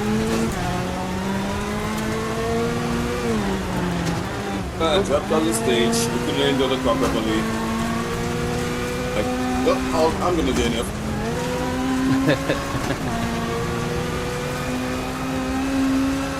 Yeah, opening a beer can would be noteworthy, actually. That'd be really funny. Tap, tap, tap. All three on the way by. It's like when you put the mitts on your dog because you don't want your dog scratching, you know, and they keep trying to scratch anyway. Or you put the booties on your dog because you got to take them for a walk in the winter, and then they forget how to walk because Yeah, they're like, they're like, "It's what, on my what?" feet."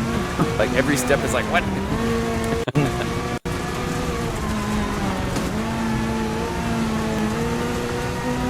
Every step is a dizzy what, Redeem? Yep. What?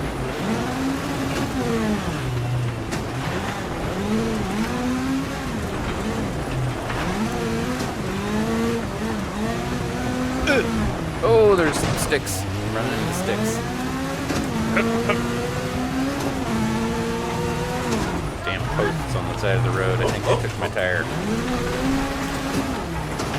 Oh, yeah. Picked up my tire. Oh, yeah. That's a tire. Yep. These things are vicious on the wheels. Almost like running into a post at high speed is bad for your wheels or something.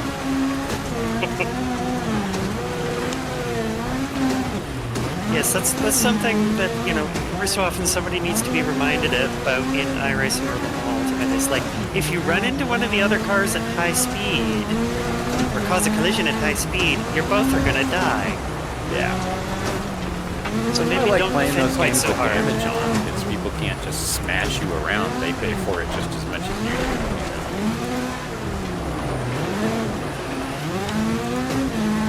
I mean, I do my best not to play with random people anyway, but just in general, you put it on high damage, all the smashing noobs won't even join, so problem solved.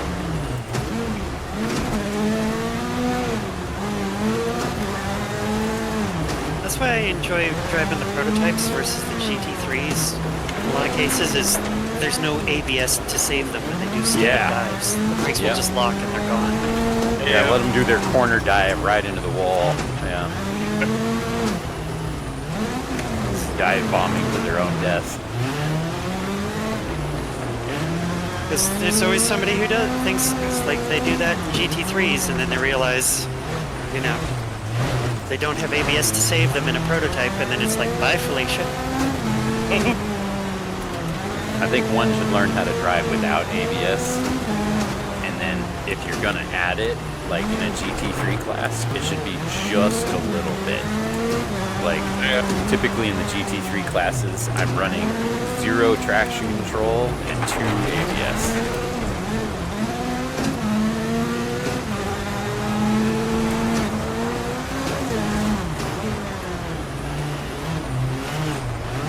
Sometimes those modules fail too, so, you know, like if your ABS module fails, you should probably know how to do it manually. You can shatter your own brakes, you know, tap, tap, tap. Oh, that goddamn tree. Went a bit too close to it and it spun me around.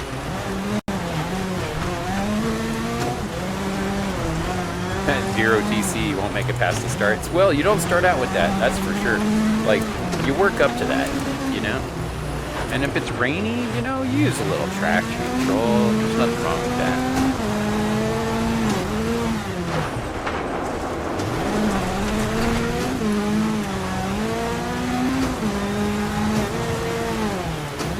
Oh yeah, ABS in your car, Joe, would make absolute sense. In the rally cars, we defeat ABS because it ends up screwing up your braking distances. I'm sure, you know, these hypercars, supercars things have ABS or whatever, but just generally speaking, you know, commoners like Jacob or whatever, like, we will disable the ABS because it's just going to cause problems. Inconsistent braking. There's probably some race version of it that you can get on rally cars, but I don't know if that's in the regulations or not.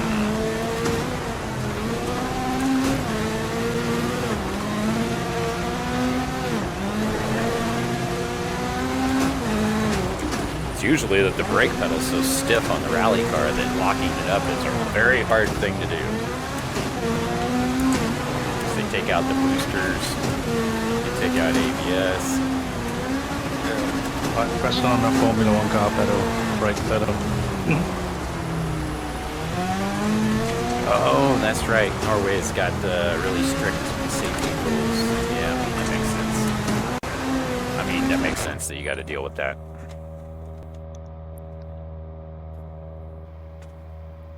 You keep saying that, but I haven't seen you move yet. Oh, that's a feel one. Holy shit. I'm just like, I mean, I got a lot of complaints about my country too, but I ain't moving yet.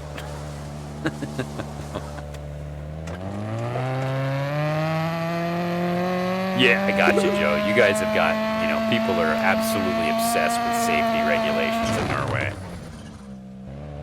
You know, it's getting this way in America too, where so many people are such bad drivers. Like, they don't know how to do manual. They don't know how to chatter their own brakes. They don't know how to do anything. So their cars have to be safety bubbles. Rollover impact safety bubbles. And that's why they all look like pieces of crap.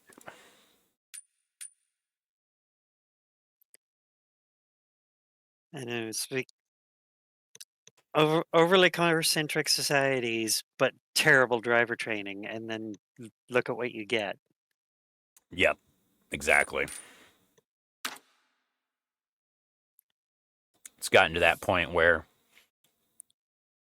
if you don't make people learn how to do the stuff, they never will. And like, I can, especially in the weather that the GTA has been having right now, I can go out on and just walk you to the nearest major road, and I can start pointing out serious defects in somebody's driving and or attitudes towards cars and driving, just to look at them for a few seconds, like people who don't clear the snow off the roofs of their cars, or people, or it's like people who are, you know, because it's snowy, they're driving obnoxiously slow and create traffic jams and then cause accidents because they're basically like a rolling pylon because they're so scared to drive they can't drive themselves. Or Yeah, right. Obviously, people who are trying to drive way too fast with here at very Orlen obviously 80th flawed Rally technique. Poland. A quick look at the conditions. You can then, see it and all, looks and it like would this be weekend the weather will be much so the same easily as it was last fixed time with out this championship. much better driver That training. should lighten the load. Yeah, a little we're for some of the we're all crews hitting out the there, same. as they will have gotten some good Yeah, we're all practice hitting the in during same long subject matter right there. My goal is to, instead of complaining about how it should be better, I'm going to do something about it. So what we're going to do is we're going to start taking Bridge City Autosports safety bus to a parking lot at a high school, and we're going to set up a course, and we're going to give people thrill rides in an autocross car.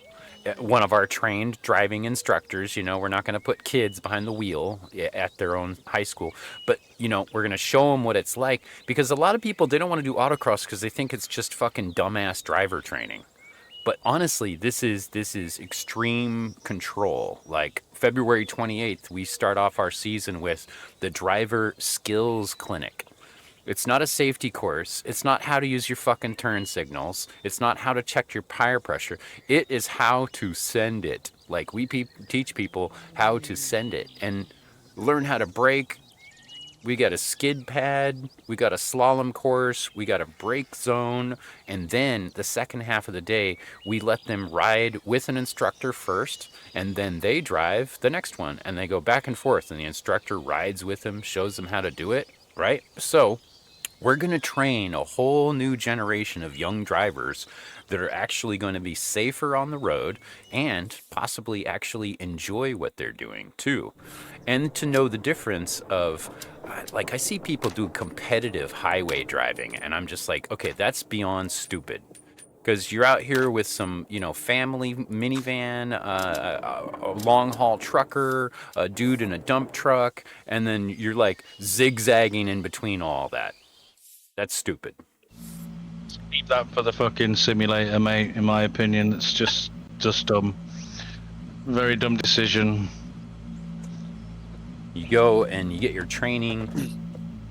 You know when and where to drive. Then you're more cautious on the highway because you get all your kicks out on the weekends doing autocross and track hill climb and everything with your friends. And then, you know, you just end up with perfect case in point. I taught my son how to drive on simulators. And by the time he was in a driver training class, because his mom wanted him to take one, he was driving while the instructor was telling all the other kids how it's done. Like, my son was good enough that the instructor was like, okay, you drive so I can talk.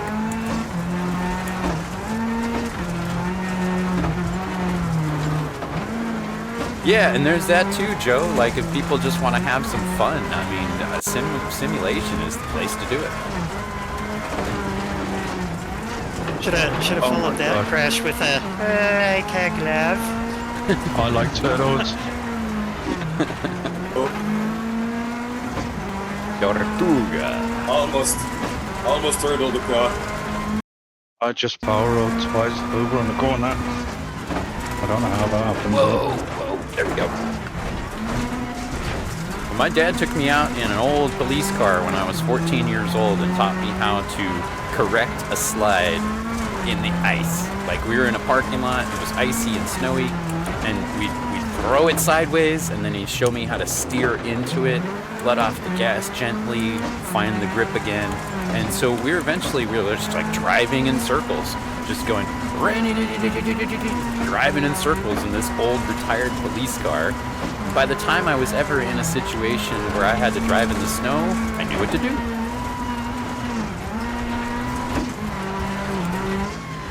So instead of just giving up on people and saying, just put them all in automated vehicles, they're all stupid, you know, I think it'd be better to just actually train people how to drive. Yeah, like everyone else did.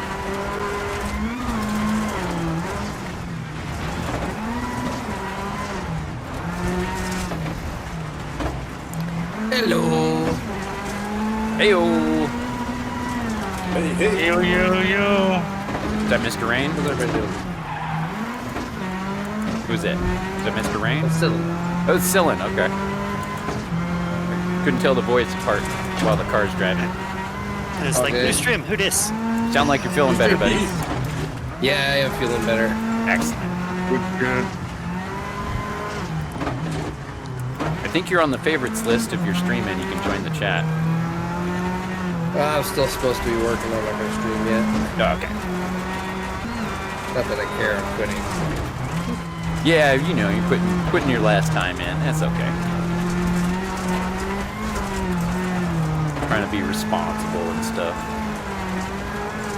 Man, I didn't sign up for this adulting.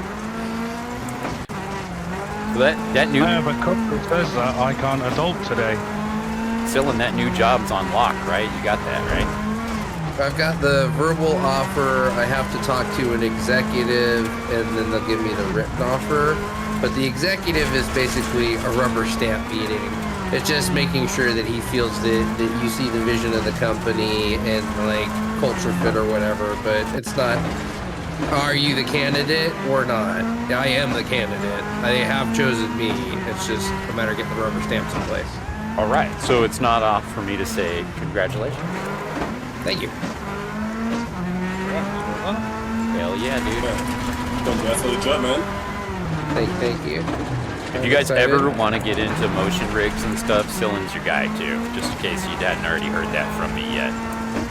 Yeah, once I get my back fixed, I really want to get a motion comes out rig. with their new stuff, man. That's really where it's gonna be at.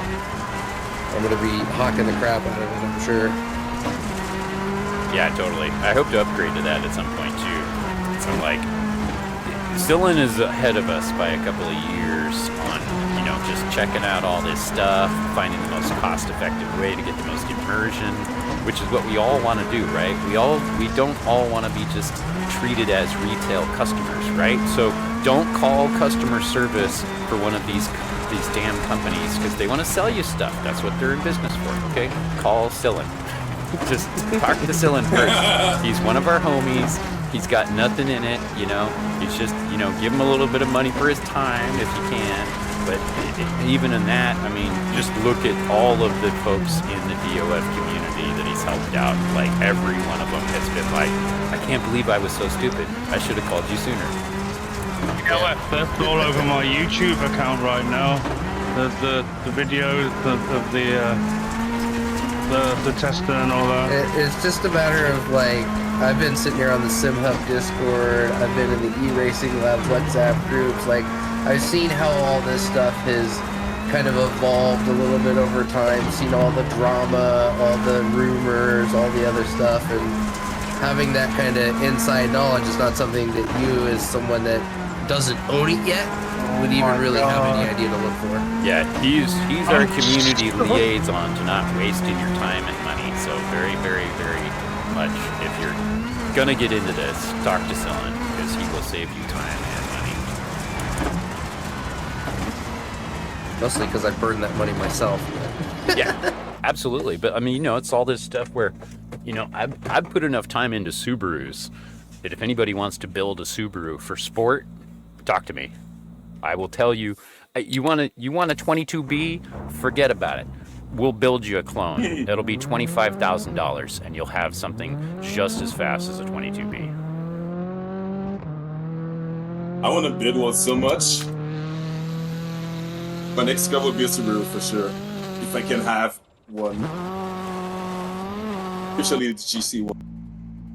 I can't say the same thing about Toyota, you know? Like, I don't know Toyotas that well. I know Subarus that well, though. Well, looks like Yo, I beat 13 fishing. Okay.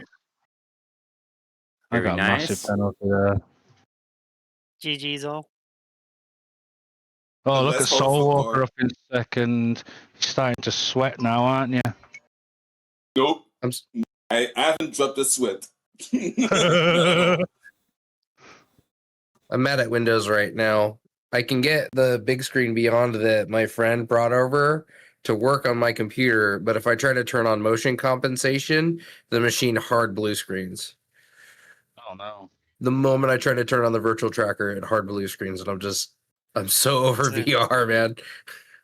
Oh, yeah. You know, I would love to get more into it just for racing, but it does so many times it's messed up. But I have hopes for the new Steam frame. Yeah. That is like, they got 2 Wi-Fi radios on it, one for the data stream and one for the positioning. Now you're talking. Mm-hmm. See, there's been one headset that I worked with that I was helping a guy troubleshoot. It was the Vario, but the Vario is like $4,000, and I swear I have never seen a VR headset boot quicker. Have zero freaking issues. Like, had its own built-in motion compensation. Like, it was kick ass. But I'm not gonna spend $4,000 on a VR headset. Yeah. Can we do a potty break after the next stage? Yeah. We could do it now if you want. I would do it after the next stage. Okay, after the next stage. So the projected I'm not cost that on badly. Sorry. The projected cost on the Steam frame is $600 to $800. That's pretty fair. I think most of us can afford that. Like, if you really want to get into VR. Mm-hmm. If you haven't seen an impartial review on that system yet, I highly recommend checking it out. As usual, don't go to the commercials made by the manufacturers, because of course they're going to tell you everything's perfect and it's all fine. But if you go to an impartial reviewer, you know, someone who's not sponsored by the company, then you get like serious data, right? Those are the types of reviews that I look at because I'm really frugal. I have to be very cost effective because I have too many hobbies, right? I am really considering buying that Steam frame because it looks like it's great. The tracking is great. Like the guy that I was reviewing, he was like doing crazy stuff, like running around the room and moving his controllers as fast as he could and having no problems. And it's all Wi-Fi. No cable. No cable on your VR headset. No cable. Beautiful. That's what I want. I'm just like, give me that. I got to build other stuff first, but you know, after we're done building the motion rig, I think that's what I'm going to do for myself is get a Steam VR frame.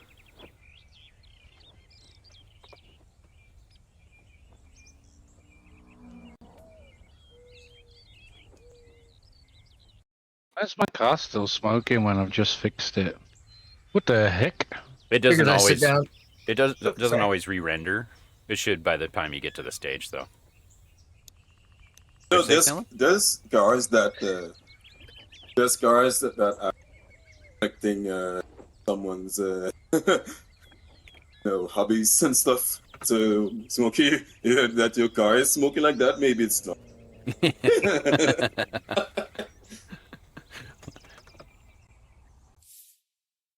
My lab environment's going down now. I sit down and the lab goes down. Oh, I'm no. just not even going to deal with it for like 5 minutes. It sounds like the circuit's dead. I always try to remind myself when the PC gets like cantankerous and shit doesn't cooperate. Well, that happens in the real cars too, so you know, it happens. Gotta like change the car parts right before you go to the stage. It happens.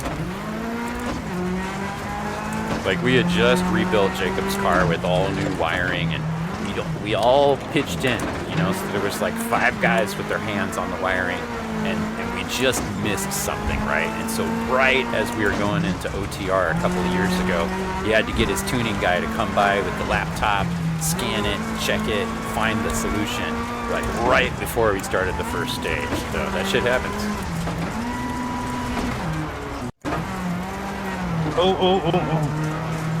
Some people do follower-only chat because they don't want to get blasted by a bunch of bots and a bunch of jerks.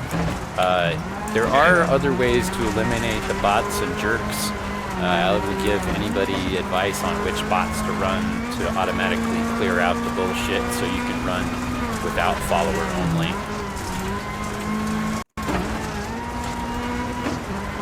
Yeah, I mean, it's just purely for bot reasons. They start to follow you before they talk and try and sell you cheap views and everything now.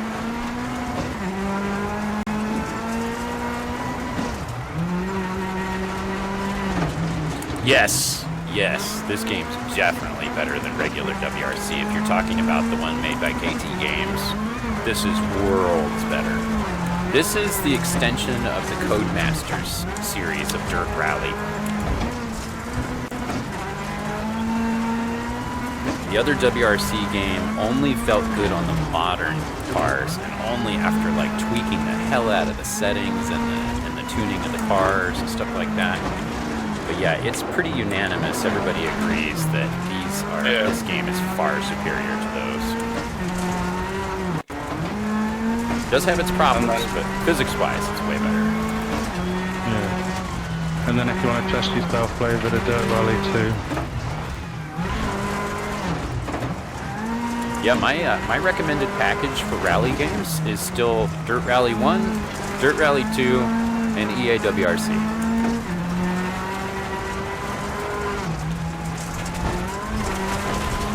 And if you're on a budget, get them on Steam sale. Would you say Generations is the next closest game to this? 9, 10, and Generations are okay. They're okay. Don't go to 8, don't go to 7, don't go back. 9, 10, and Generations are okay. But they're still very, very specifically set up for game pads. So they're not that great on steering wheel without having to do a bunch of tweaking on the settings. So if you're playing on gamepad, you'll probably enjoy them. Like if you're just looking for a cheap drive, yeah, 9, 10, and Generations, they're fine. $5 a piece, that wouldn't be bad. You got lots of cool stages on them, you know. But if you're looking for physics, I would not recommend them at all. I'm a little particular about that kind of stuff myself. And a lot of the folks that are into like rally simulation probably agree with me at this point that the old WRC games are just, they're there, they're fun, you know, but they're not super simmy.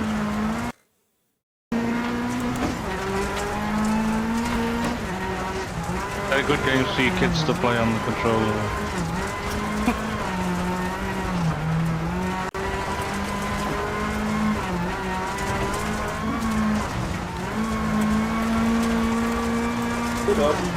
It's gonna be fine, I guess.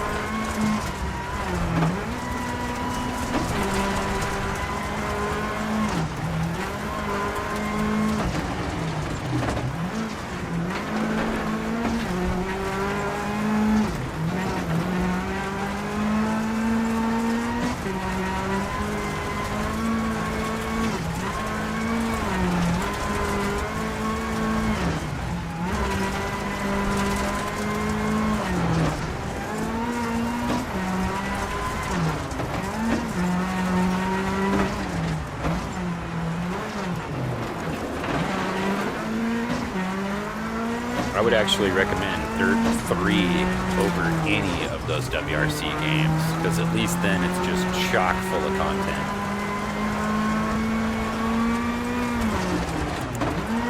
It's a little bit outdated these days, and it's certainly not great for force feedback, but I would rather play Dirt 3 and Dirt 4 than those old WRC games. What the... Why did Opera just reboot in the middle of me driving? Why did it just open on its own? What? Okay, hopefully that didn't blow up my OBS. Why did Opera just open itself? That's very strange. I was really slow there. I have hit a tree. Dirt Rally 2 is a good game. I enjoy it. Just don't play it as much as I should because I'm playing this. Right. Reminder: please extend the timers for potty break. I will be right back.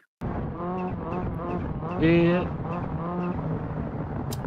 So I have all the DLC for Dirt Rally 2. Dirt Rally 2 is a really good game. Physically as well, the physics are good. Aesthetically, it's really good. Performance-wise, it's okay on console. Yeah, it's like, But it's yeah. always, first you got to start with, what are your expectations? Do you want a bunch of fun stuff to do, or do you want like super simulation? If you want super simulation, I would actually say check out the new early access Assetto Corsa Rally. But there's a lot of people that are not grooving on that because they like the fun games.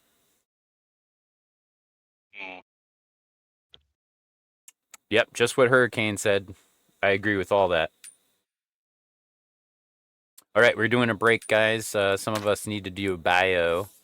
So I'm going to put like 3 minutes on here. And then after that, we'll be going to... Waiting for it to load so I can tell you.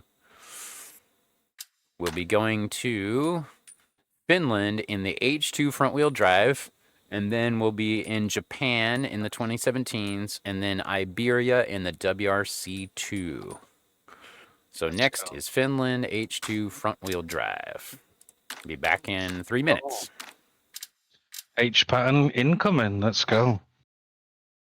But Benny, if you're still there, mate, I would suggest clicking on the shared chat button at the top and following everybody that's in this collaboration for any kind of WRC or racing advice or whatever. It's a very good community to be a part of.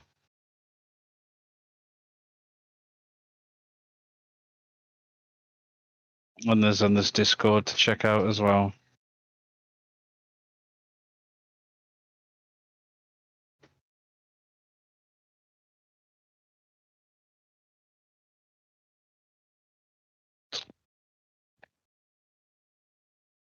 Just like that.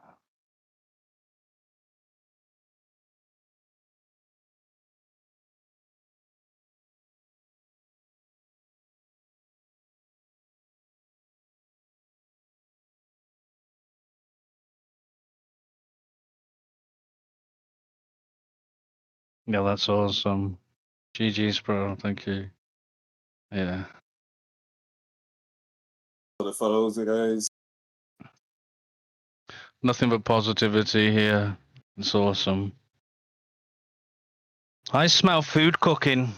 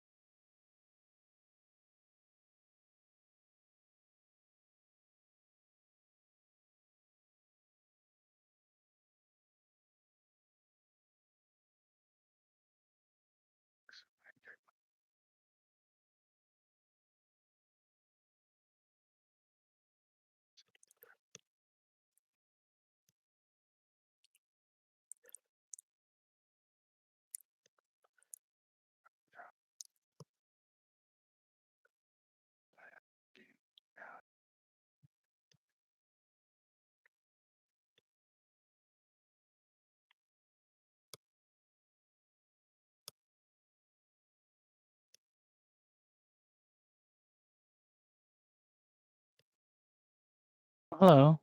I knew I could smell food. Thank you.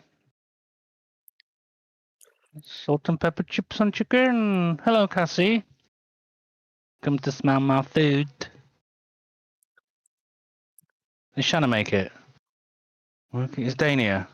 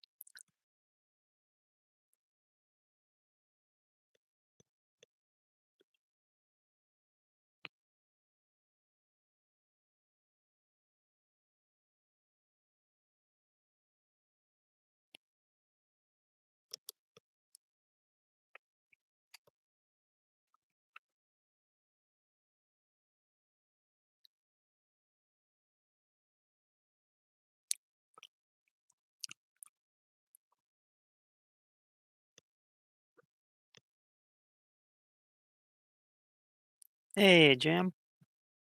Go, Jam.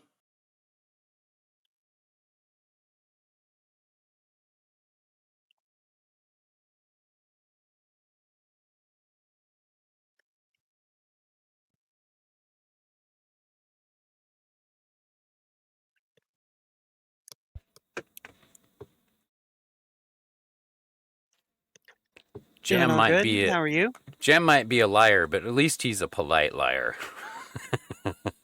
Hey, cuties. Every time somebody leads with that, I'm like, what do you want?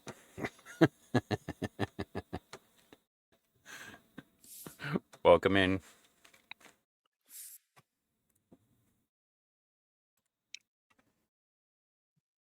All right, let's see. I'm taking a pug. Taking the pug for a walk. Going golfing. 5. Somebody said they were golfing. So. Golfing. Is that more than 4? 5? Hello and welcome to the fourth Well, round I mean, of the I'm not very accurate, so I figured 4 is you know, so the conditions is then, not well, dangerous this enough. week They looks need to know very 5 similar because to the it, you know, previous it could be round in this championship, way to heck which and may gone. well play into the strength of a few of the crews here today. At the very least, they should be nicely acclimatized following on from last time out.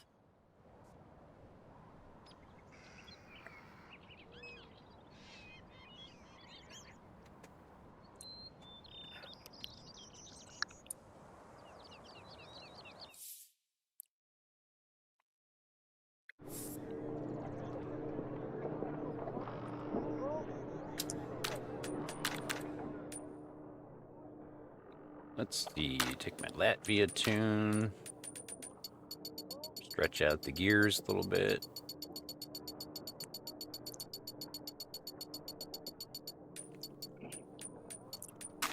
You working hard or hardly working there, Jam? I don't think they pay you to fuck the dog there, bud.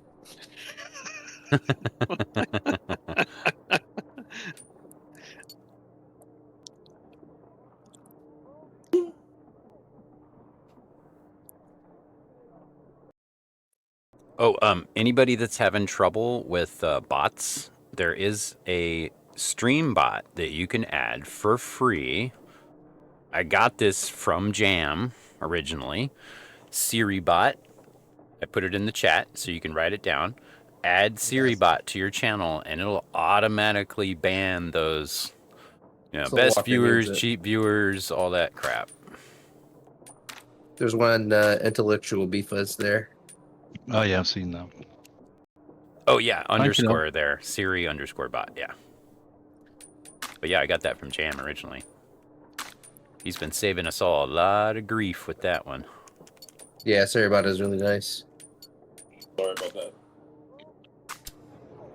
There's a couple more out there too, but that one gets a lot out.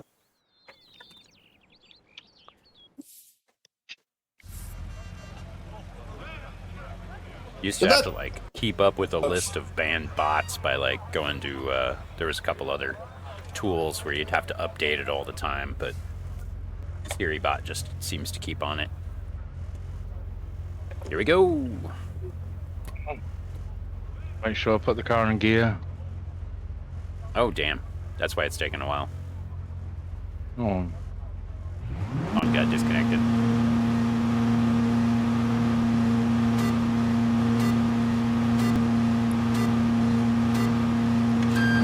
Yeah, it's great. I haven't had to ban a bot by hand in a very long time.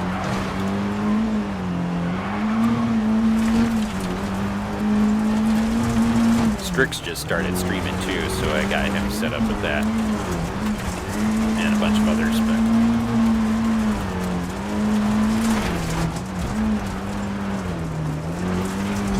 Reaper plugins for OBS, that's my other major recommendation if you guys haven't done it yet.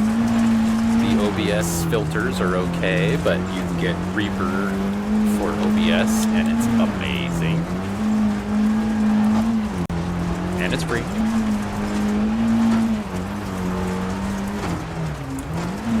Like high quality VSTs with a very low graphic intensity and even less CPU usage than the stock OBS filters, which is crazy. Yeah, see. And, sorry, not Han. Jam knows. Jam knows. See, he's a musician too, so he knows. Yeah, you're doing it all on hardware now. Yeah, cool. That's even better. That's even better. But if you don't have that, yeah, absolutely.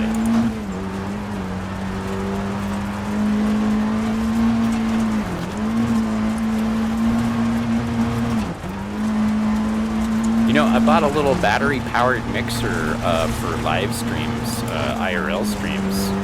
You might check this out, Jam, if you're gonna do some IRL streams.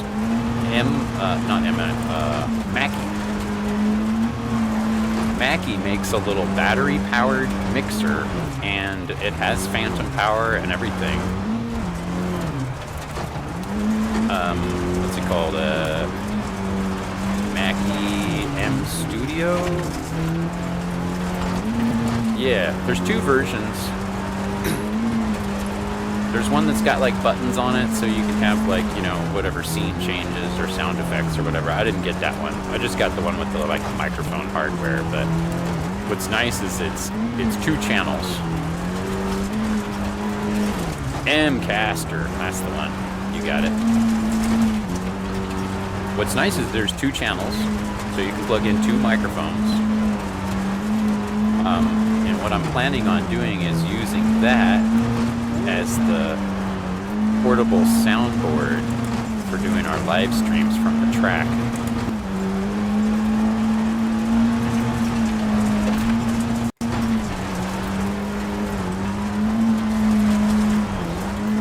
There's like There's one that's like $300 that's like the third tier of it too, another Mackie product.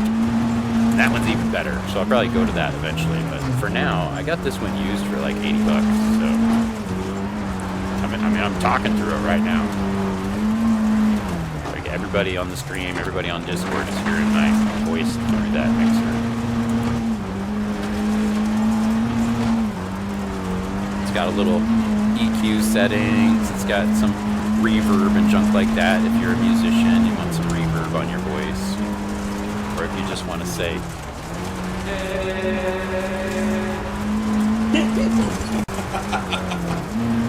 Does it let you do the Satan voice? it does have the Satan voice. It does have the Satan voice? Yeah. There's a couple losers. I broke my radiator. There's a Satan. Drive faster.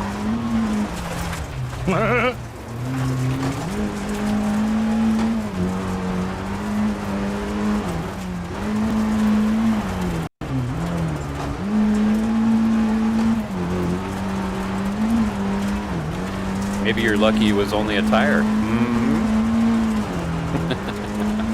Were the tires feeling a bit tired? Maybe you should retire.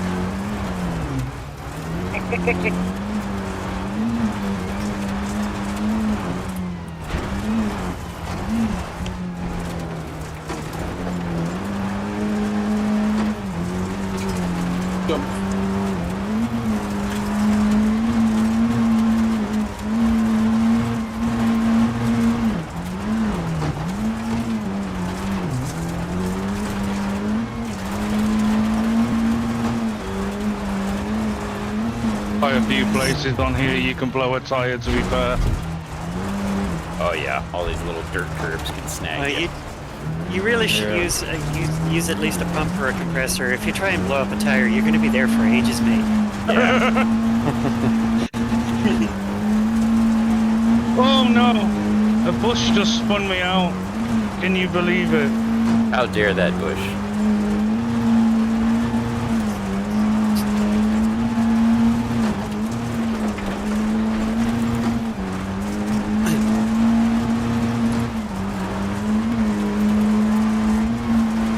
Having an environmentalist moment when hugged a tree.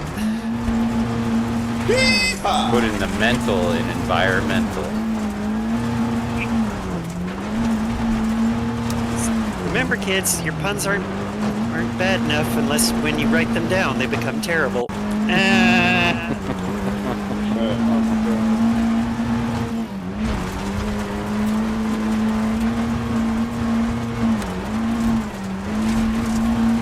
Come here. Got no good. All right, there's fresh coffee over there in that tent, everybody who made it. Oh, Let's go, Smokey. I'm trying, mate. I don't want to go. Use all the pedals. Just smash everything. There we go. I was doing so well as well, man, until I wasn't. That's rally. That's what the guys on the rally message boards will say. They go, oh yeah, I was doing this and doing that. My car broke. Somebody will go, that's rally. Oh, truck for the cowboy light. Oh, nice hit, man.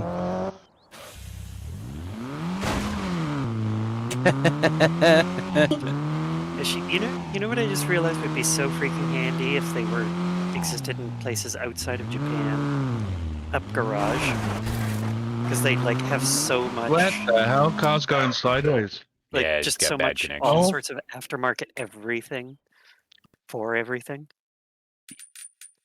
Us, I'm taking the top spot here. Woohoo!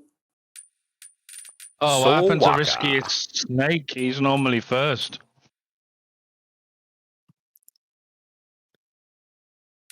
Ratka Oh, is man. always a force to contend with, so that was a hell of a drive by Soulwalker, and very nice, sir. Komu's And up that's all there. thanks to Nikki from the hold my the car pretty neat. Hmm. Oh man, look at all the DNFs. Holy shit, 50%. That's what I aim for with Hold My Horton is 50% casualty rate.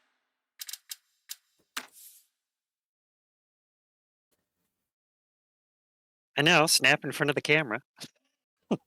Remember, understeer doesn't happen if you brake sooner.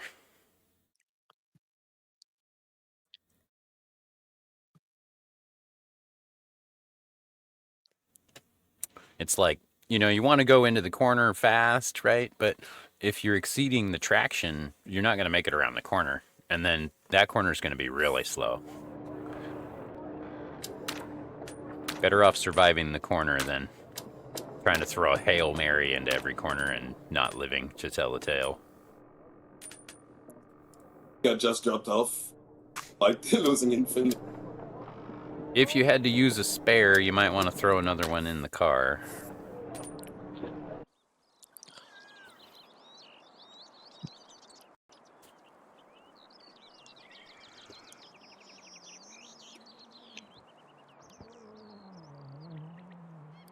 The gearbox is not good.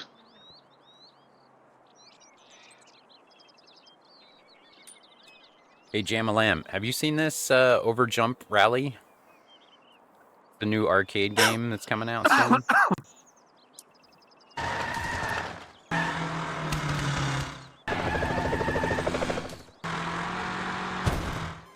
There's a demo for it already, if you want to check it out. It's called Overjump Rally.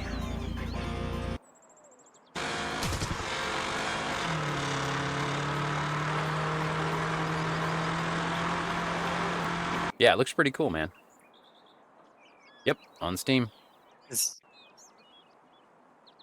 I'd just like to say, Jam really letting that his Canadian show through right there.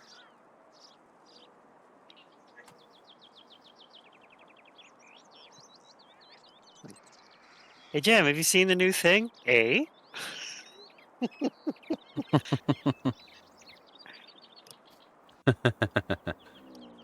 Eh? Hey, Ozer. Hey, Stein Eric. Oh, and he left. Bye, Stein Eric. It's usually pretty quick. Oh! Welcome. Goodbye.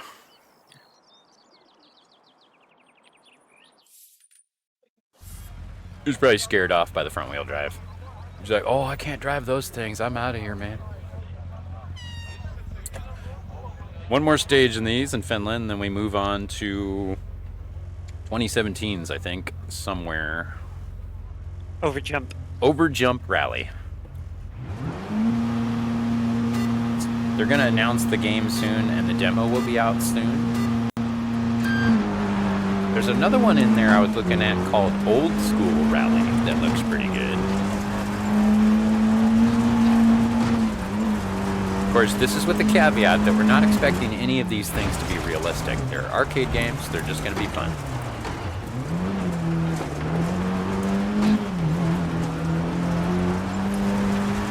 Yeah, that's good, Jam. If life's busy, that means you're doing other things too. Yeah, it's a Sega remake for sure.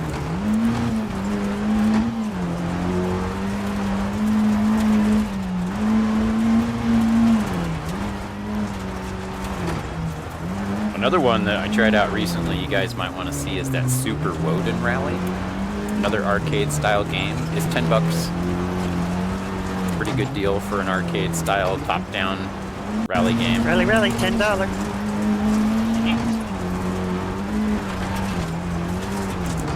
I'll show you guys a video on that one next break.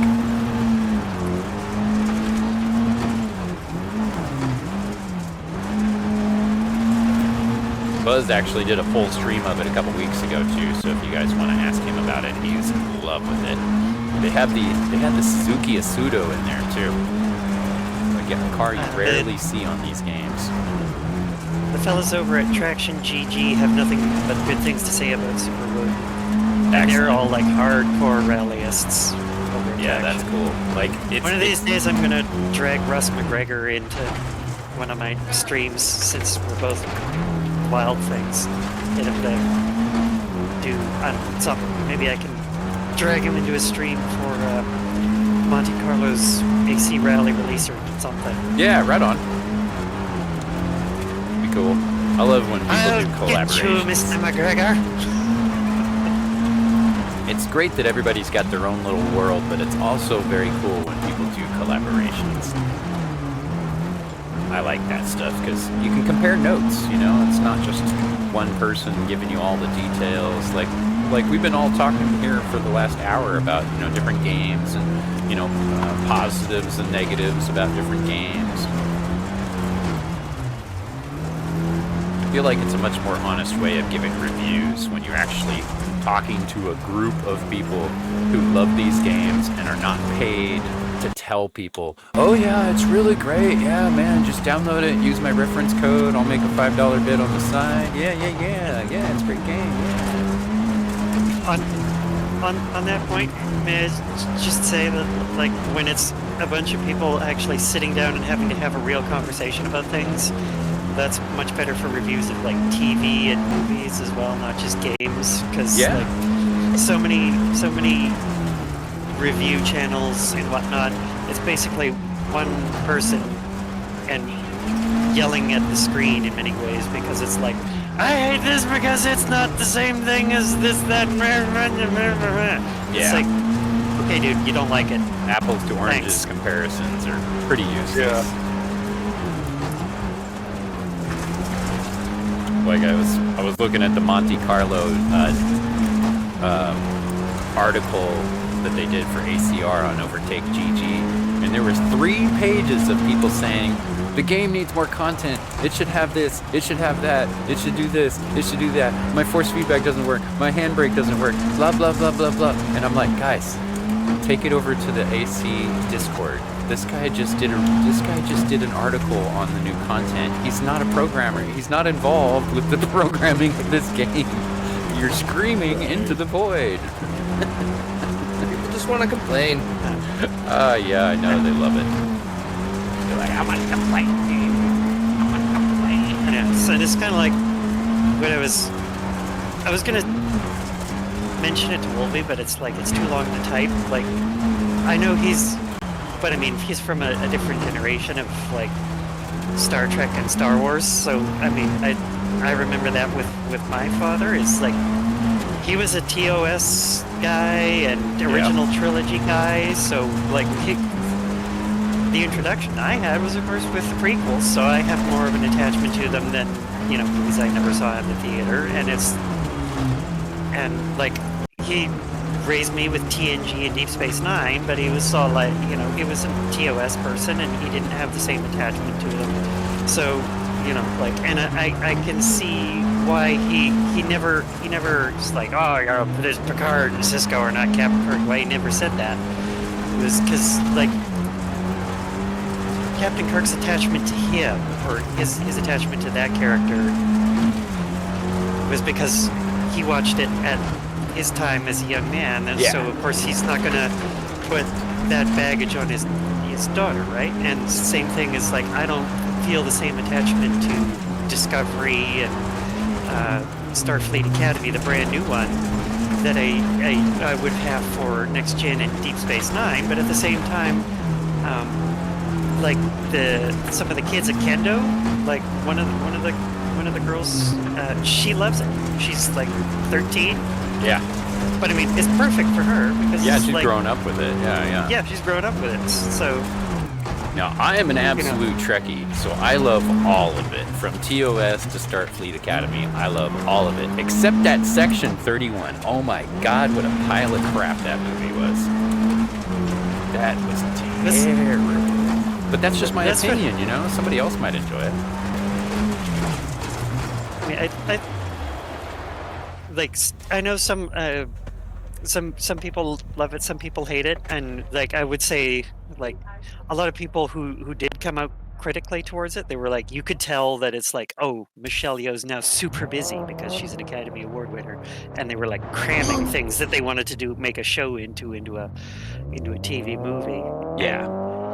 Sometimes writers and producers and actors are just shoved behind the 8 ball, and there's nothing they can do about right? It's the whole, you better get this movie out or you're going to lose funding. Oh, that's great for the creative process. Thanks a lot. Yeah. And I mean, sometimes adversity ends up with great things, like the original RoboCop. That movie is even more relevant today than it was when it first came out. Mm-hmm. In fact, people misunderstood it when it first came out. They're like, this is too violent and they swear too much. And now it's like, oh, that's too close to real life. Oops. And honestly, the game is so canon. It's so canon. I've been watching Excalibur play through Rogue City. Bro. Oh, Rogue City is fucking brilliant. So good. It's so good. If you like RoboCop and you like the TV series and the comic book, you gotta play the game. I mean, you know they do their research when they literally have a thing where you have an achievement of shooting somebody in the balls. Yeah, okay? right. They absolutely done their research for sure.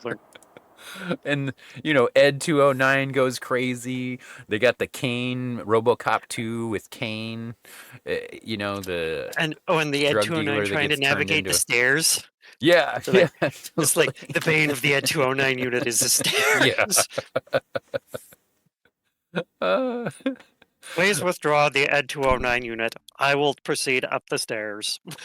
It's like...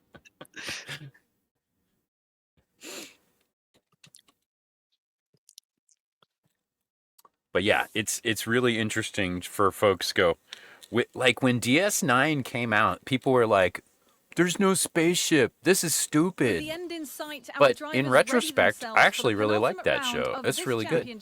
It's like Cisco is really that guy is really great actor and really strong character, and there's lots of other themes there that are really good. And then like when Voyager came out, people were like, "Oh, a female captain." I'm like, "Oh my god, shut the fuck up. This woman is a badass. She's fucking badass." Like you go in with this like expectation of it's not going to be the same as the old one. You're always going to be disappointed. Always.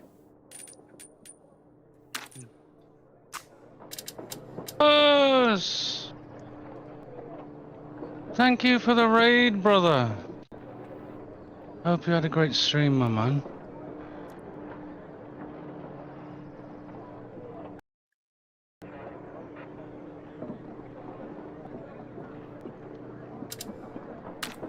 But yeah, like Cyllin said, people just like to complain sometimes. It's like, thank you, dude. I don't know. I'm almost like, stop using the internet as your personal therapist. Go talk to your therapist. It's like, oh my god, everything's so bad and everything's so horrible, and I want everybody else to feel my pain. Like, bro. Yeah, good talk to your therapist. Not quite winning, but finishing the stages. Or here's a pint of beer. Go ahead and cry in it. Inside. Buzz, I will be around for racing tomorrow. Fridays, Buzz is doing AMS2 lobbies, if you guys want to join up. Yeah.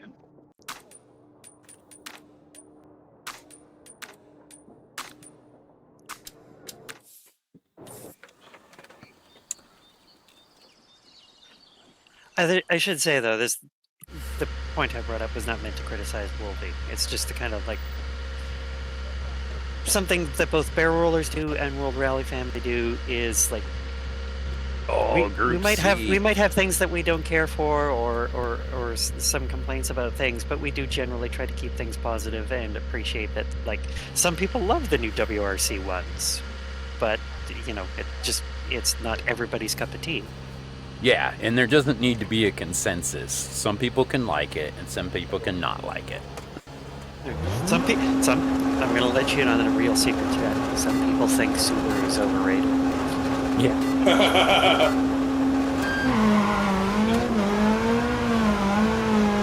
That doesn't mean that this person thinks that Subarus are bad. They just think they're a little bit overrated. Like, I don't know where it happened, but about 15 years ago, best started seeming to be a fact to people. I just want to remind people that best is an opinion. It is absolutely an opinion. There's no such thing as best. It is an opinion. There are no facts when it comes to best. Some people prefer rear-wheel drive, and they're always going to think those are the best, but that's just their opinion. Some people like four-wheel drive, and they're always going to think that's the best. But that's just an opinion. Unless we're talking about hexagons. They're the bestagons. Just ask CC Gray. So quick shout out for my buddy Buzz, because I don't just do a mechanical shout out for my homie Buzz. Buzz has been streaming a long time, and honestly, he should have thousands of followers, or people only knew how creative and entertaining he is. He takes care of his groups, he takes care of his people, he plays great music. His wife is a massive support of all of his sim racing. They are a pair, they are great people to hang out with. And in addition to that, Buzz is not only a great streamer, he's actually a very good driver too. And he does have experience. He used to race super bikes, like IRL over in England. So you guys should go hang out with him sometime, catch the vibe, do some racing with Buzz. And there's Hammer. Hey, what's up, Hammer?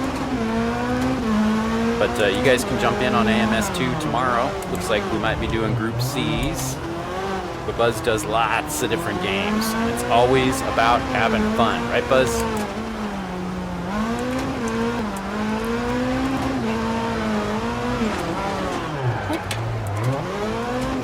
Those who are not having fun will be beaten until morale improves.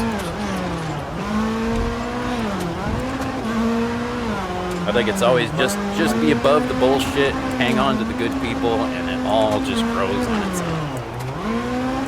Don't get dragged down in the weeds by jerks. Just put your time into good people and it always works out.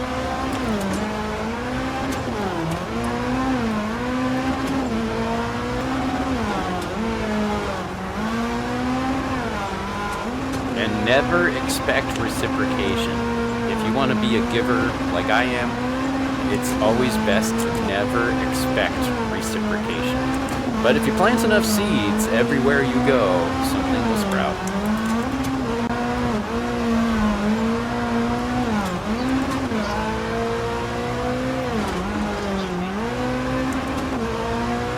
Man, my Spotify keeps getting shut down by my Discord channel. Thinks I'm trying to broadcast Spotify for free to everybody in Discord for some reason.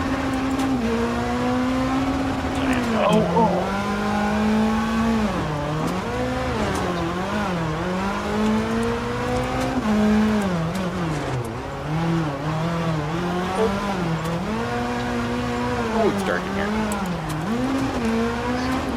Oh, it fell off! That's what you said? Way too fast around that corner, and everywhere else is the rail, apart from where it fell off. See it? The hole. Yeah, I think they just got sick of replacing that rail. They're like, fuck it, just leave it. So you're not finishing your stage then? Go do adult stuff. I don't know, it's Good luck. It's very, it's not very Japanese to just not replace something that is damaged or broken. They're very... Later, Buzz. Yeah, take care, bro. Again, thank you for the raid. See you Enjoy the rest tomorrow. of your day, my friend. I'll be in your stream tomorrow.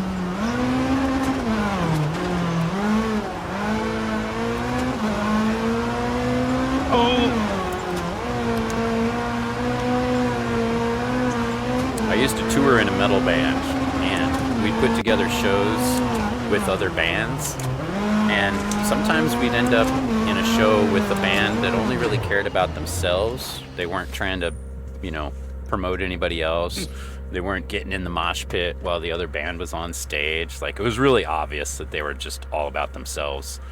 But that's like the lie of, you don't need to be competitive with the people that are in your own field. No.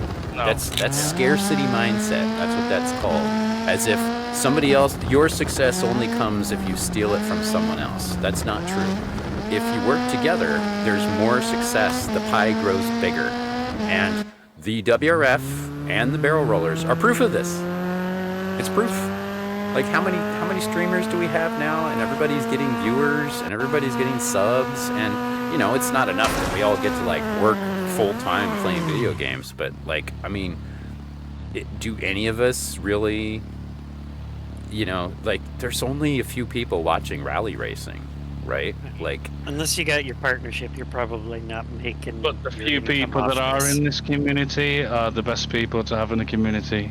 yeah, and And that's I where can I say that from say, experience because I've been in a shitty place and mentally for a few years, and being part of this and hanging out with you guys has, really helped. I appreciate that, bro. That's what I'm here for, is hanging out with friends, having a good time. It's a good place to relax and not worry too much about the outside world. Just come and hang out, play some games, vibe with the friends, listen to music, trade tuning, and all that good stuff. And then, forget the fucking intersocial competition. Like, the whole world tries to make it into its intersocial competition, like as if somebody else, your success comes from somebody else's loss of business. Like, dude, that is so stupid. It's so stupid. But I was saying, with the bands that we used to tour with, we got to the point where we had 5 bands that were homies, absolute homies, like carry each other to the fucking hospital homies, right? And we would tour the West Coast together. We got done. We got done with that tour. We not only paid for our hotel rooms and our gas and all the drinks we wanted and all the food we wanted. We sold so many CDs and so many T-shirts because all the fans were having the vibes, right? Like, good vibes all the time. 5 thrash metal bands, totally different sound to each band. But when we got back from our tour, all of the bands actually made money. And none of us were signed to a record label. Not one of us had a record label. This was just a bunch of people working together to put together such a badass show that when we came to town, people knew for $20 they were going to get 5 bands and about 7 hours of entertainment. Like, just value on value on value.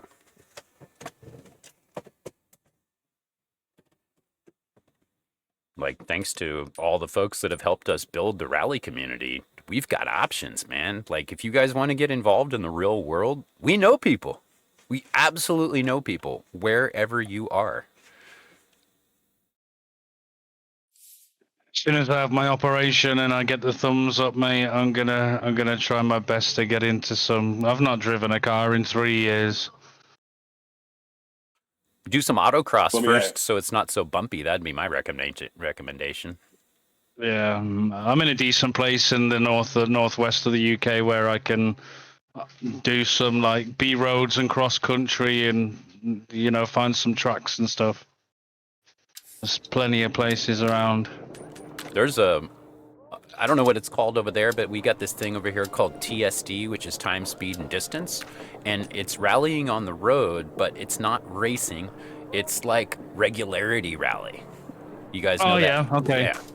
You guys know that mode on here? Mm-hmm. Where you've got to drive from checkpoint to checkpoint, and instead of pace notes, you get compass directions and distances. So your co-driver's actually got to use a map, calculate distance and time, and say, okay, I think the turn is here, so let's hope this is the right way, but you learn how to actually navigate like a compass and using maps and scales and stuff like that. Like, that's a useful skill for a lot of other reasons, like you won't get lost in the wilderness, right? That's a good one. Yeah. But what was really cool is my mom knew I was into rally. And she's like, oh, you should go do this. And I'm like, oh, that's not really rally racing. And she's like, no, this is learning how to be a co-driver. She was right. I had so much fun doing that. Somebody else was driving that was like over 18. I was like 15, and there I was being a co-driver for a TSD. That was so awesome. It was such a good way to get started on it. Like, understand like distances and like where's the turn. And then we do these ones where it was like a what did they call it? A scavenger hunt. So you'd have to like go to a location and pick a certain flower, and so like when you showed up at the end, you had to have all these items or you didn't win. It was like a scavenger hunt mixed with the TSD. That was so cool.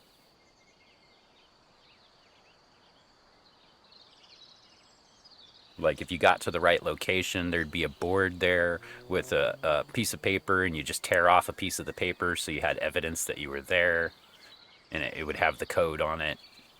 And then when you got to the end, they were like, okay, you got all your scavenger items? like count it all up, and if you missed some, you'd miss some points. You know, you didn't have to get all of them, but like we'd come in really late, but we'd get everything right, and so that would put us pretty close to the top.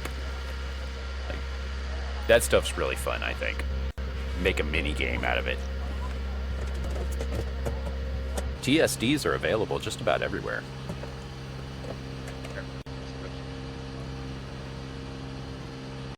Hey Google. Good luck, good luck.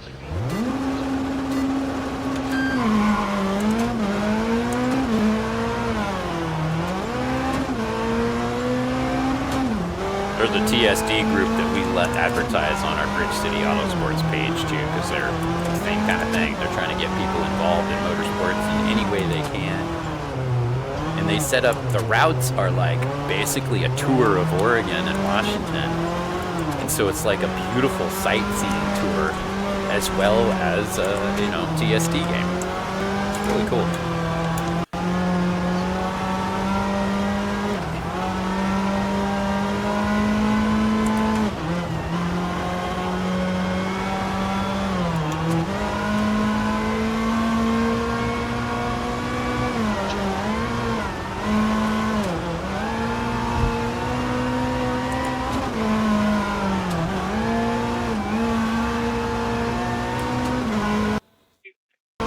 This buddy that was trying to get me to like start wearing suits and get into formal formula, and I was like, bro, do you know me at all?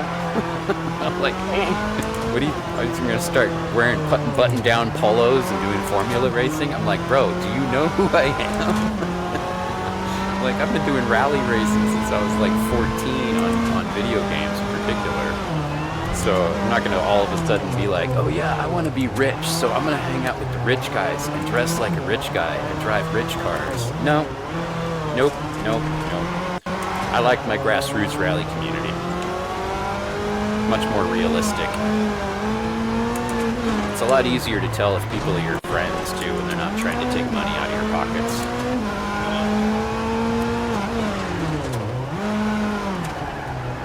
Oh, go. Oh! And you think you're going quicker, and then you look at the splits, and you're losing time to everyone else. Quite bad. Yeah, don't look at that.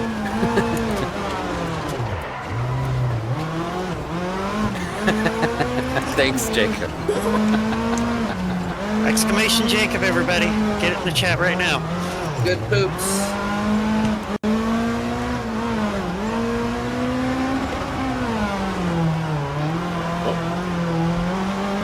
I was looking for a way to get into building rally cars, and Jacob was the first guy that let me come over and work on his car for free, because I just wanted to show people that I know what I'm doing and learn some stuff along the way too.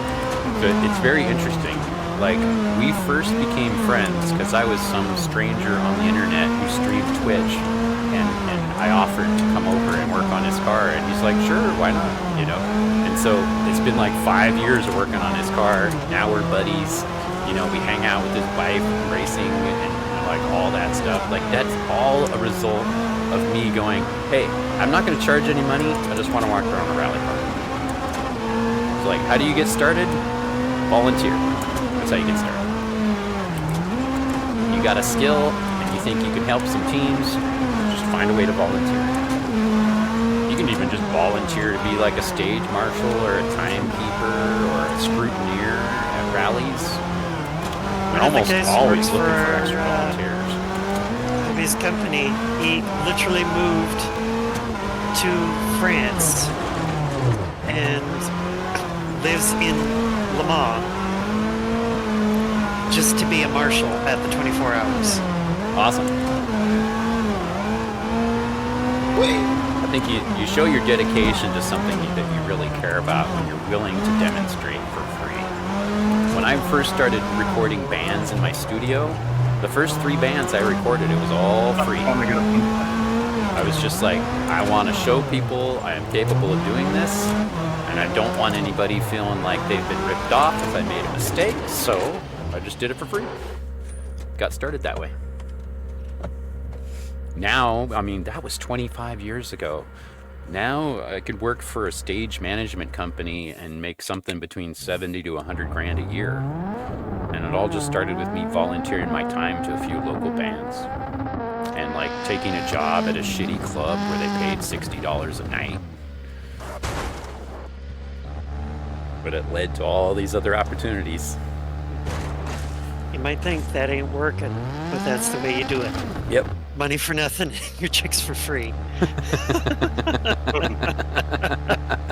God damn it.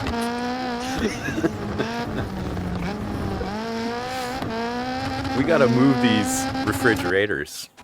We gotta move these color TVs. Color TV. Move them. Oh my God! Look how close we are, Nate. Oh, nice! Look at that. 21.168.174. That is 1/100th. Very nice. And for those who may not know, going into some music history. Wait, let me have a look on the split. Yep, look at those splits. That's it. Look at that. The last split. Yep. I see it on my screen. Soulwalker's got a 57.4 in the last split, and Melee's got a 57.5. Super close. Oh. Sometimes it doesn't show for everybody. Yeah, Soulwalker is basically sitting in Melee's backseat. Yeah, I see it. we had to change places sometimes. And Mile did that with 0 damage. No cosmetic, nothing. So did Nico, so did Nate. GG's. Oh yeah, just a few no damages. But yeah, I didn't know this until fairly recently. The Money for Nothing riff is a banjo riff, but played on a Les Paul with high distortion on it. If you play it on, if you swap the instrument, it sounds like bluegrass. Absolutely. It's yeah, bluegrass is probably the right description. But yeah, I know the riff you're talking about. And a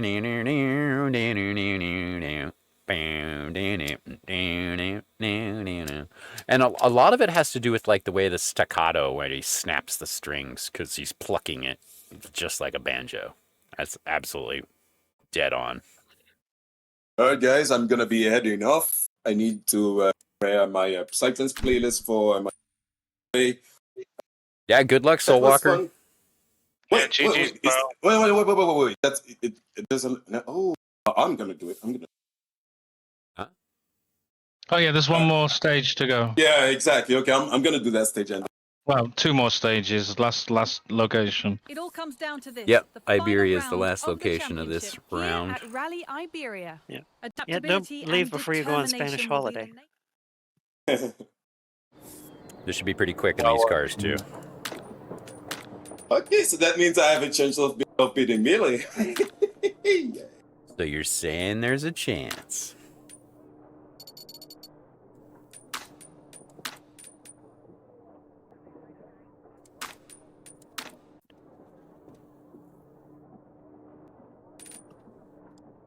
All right, I'm as ready as I'll ever be.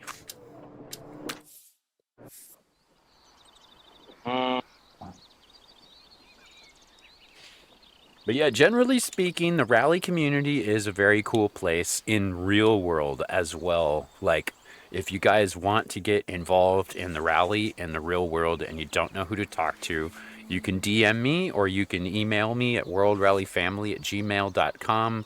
You can message me on our Instagram, which is official World Rally Family. You can go basically just Google World Rally Family and you'll find it. And we'll try to get you hooked up with somebody in your region of the world. And no matter where you are in the world, we have got friends basically everywhere. So we should be able to plug you in somewhere. And since you're going to go volunteer, they're not worried about whether or not you've got experience. If you've got time, there's jobs out there for you guys. And I don't mean jobs like paid jobs. I mean, you want to get in, you want to work for a rally team and be a mechanic. First thing you do is you go and volunteer for some privateers who can't afford to pay anybody for anything. But if you do that, you get a chance to do it and there's no pressure because there's no money, right? And if you make mistakes, it's like, oh well, at least you were free, right? And then once you prove yourself and learn all that, in a few years, you could say, maybe get a job for a real rally team or a racing team or a garage or something like that and convert it into something else. It's worked for me. It's worked for a lot of other people too.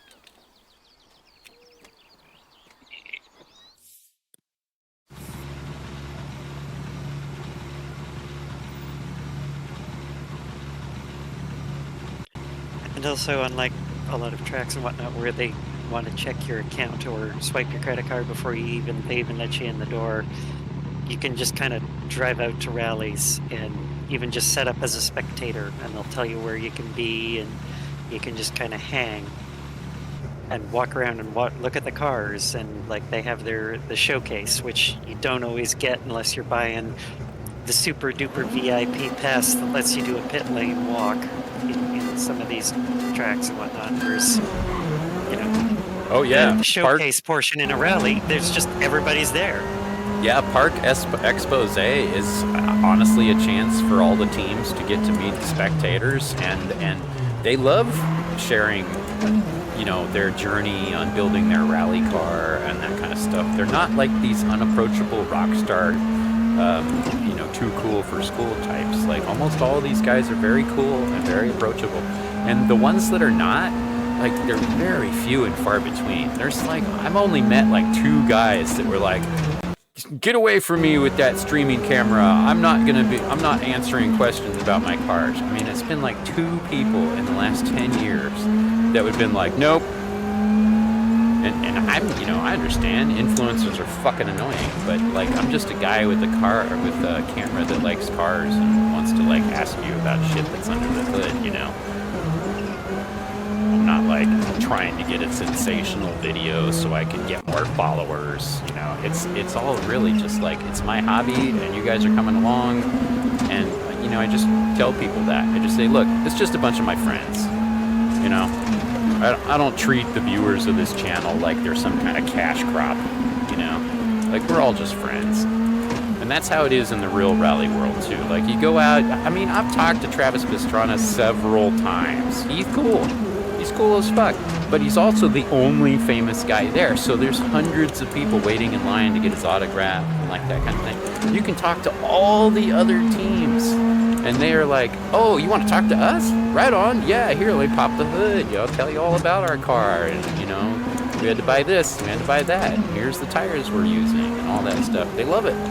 They love it.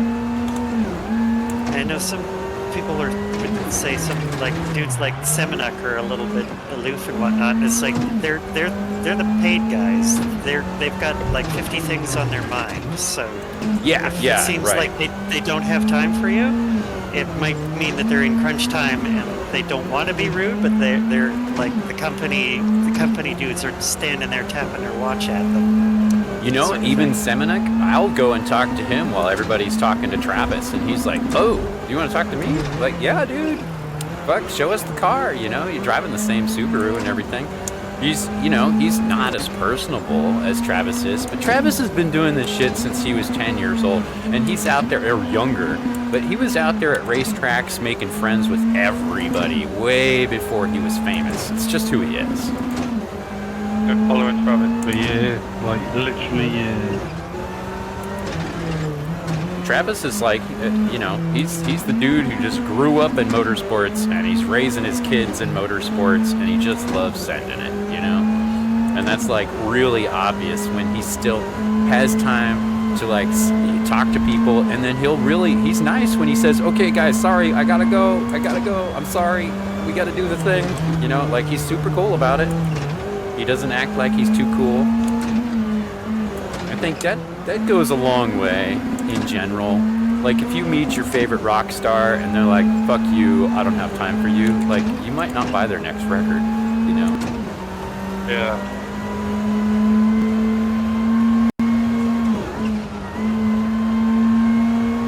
It's like the people buying your record are the reason you have a job as a musician, right? So they're essentially your customers, your fans are your customers, and your customers keep you employed. So You should treat your customers right.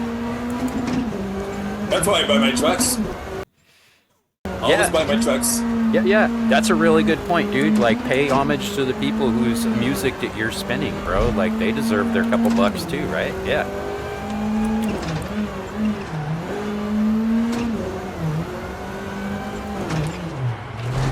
I'm glad you said that twice, Soul Walker. The first time you said that, I thought he was like, "That's where I buy my drugs." I'm like, okay. Like, the groupies are giving you the good stuff. Well, music is my drug, my favorite drug. Yeah, me too, dude. I love rally, but music's still my number one. That's why I'm always playing music on my stream. Like, I feel weird when the music stops. I'm like, this isn't right. That's why I got this. Alright, the heat is on, my Emily. It is on. Holy shit. And I realized you said tracks, and I'm like, oh, right, duh. Don't buy drugs, kids. Drugs. All are good, none are bad. Drugs. Just join the sim racing community. You won't have time or money for drugs. Yeah, that's true. I mean, you get a better rush out of this stuff anyway, you know? Like, when I was flying down the track on the old, driving the old Ford Focus, it's basically, it's as fast as it can go to go downhill at 85 miles an hour, right? But I'm like, oh, better not hit the brakes too quick or I'm gonna roll this shit. I'm like, that is a rush. When you realize, oh, I could actually die if I fuck up here. You know? When you realize some poos come out. Yeah, totally. And Code Brown, need new pants. Oh my god, look at Soul and Mile again. Nice. See, that's what I'm trying to say. Sometimes we just switch places. That's tight driving. Well done, CC. Few DNFs on that one too. Yeah, Hewis. Okay, this is probably a really meta nerdy reference, but anytime I see Mile, there's just enough dyslexia in my brain that I see Milosh, and I can't help but think of that stupid Seinfeld reference. So every time Mile or Mile wins, I can't help but think, another win for Milosh! Wow. That's so good. I love that. I me too. I haven't watched that show in a long time, but my buddy Ryan, the president of BCA, that's his favorite TV show. He watches it constantly. He's like rewatching it at the racetrack. He's got it on his laptop, watching Seinfeld in between racing.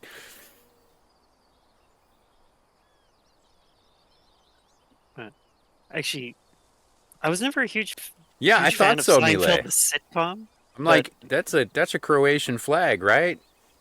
Comedians in Cars Getting Coffee, man. Where he interviews all the different comedians.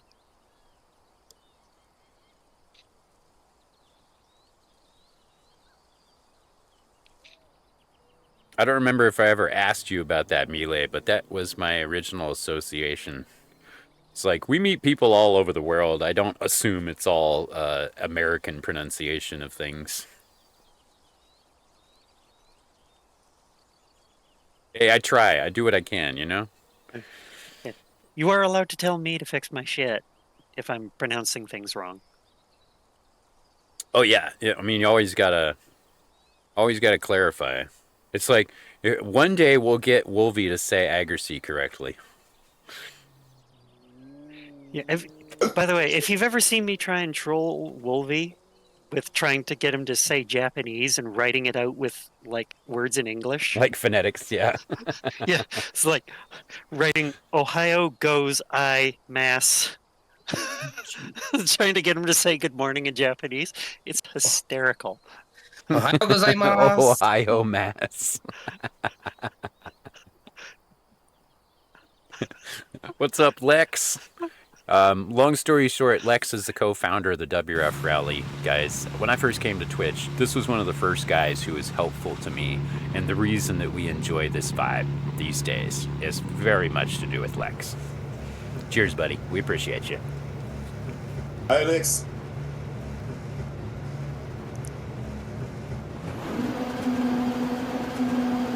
Take a look.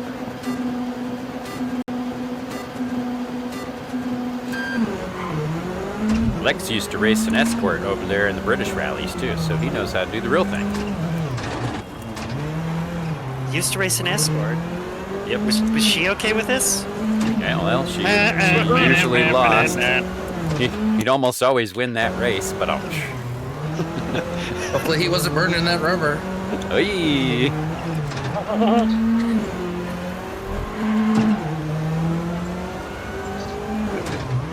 Yep.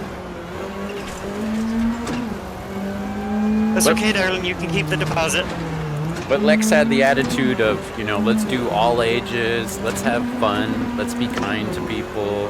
And I was with that vibe. I was like, yeah, that's how I do it. Because I was gaming with my son. When I was 19, I became a dad, right? So by the time my son was like 5 years old, I'm gaming with my kid. And I couldn't be like hanging out with jerks all the time. My kid would be listening to that kind of behavior, right? And so I was really picky about who we'd hang out with. And so by the time I came to Twitch, I was already just like, yeah, I ain't got time for jerks. I'm gonna hang out with cool people.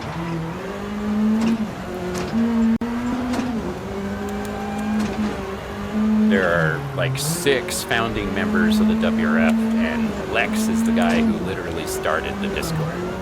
And I've been his right-hand man in that for many years. And even as he's gone and done other things, he's not streaming as much, he still pops in from time to time to help us make sure all the admin stuff is straight.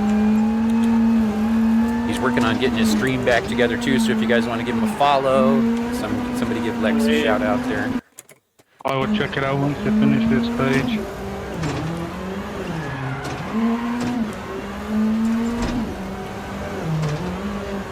Oh, Bishop's just joined. If somebody there is an admin in both mine and, or mod in mine and Nate's chat does that shout out, it'll populate for both of us. Just FYI. That's true. Whoops, guardrail. You're leaning on Barry again. Just a little touch. He's a good lad, always willing to bail you out. Lets you lean on him. Yeah, good old Barry last name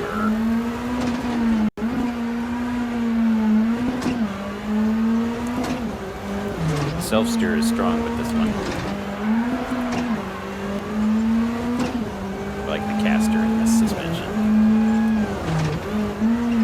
Yeah, I've gone pretty high on the toe. My alignment, I've gone pretty much full positive. Yeah, I run pretty high positive in this class too. Or negative camber, I mean. And then I run my toe usually pretty neutral no matter what I'm driving, because I tend to brake earlier. So I want like pretty straight wheels. I do lift off oversteer more than I do power oversteer. Oh, what a handbrake. I think it comes from driving low-powered cars. When power is not an option, you have to learn how to do lift-off. Yeah.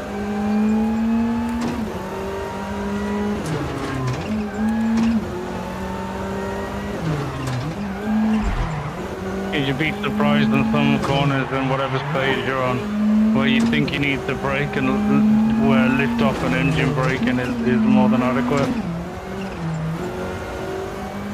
I actually, I got lucky enough to get first place on the hill climb in the original Ford Focus, and it was all just a matter of like not trying to overpower the corners, just like lift off, let it rotate, keep the grip, you know, don't heat the tires up too much, just try to keep it nice and smooth within the capability of the car, and it worked.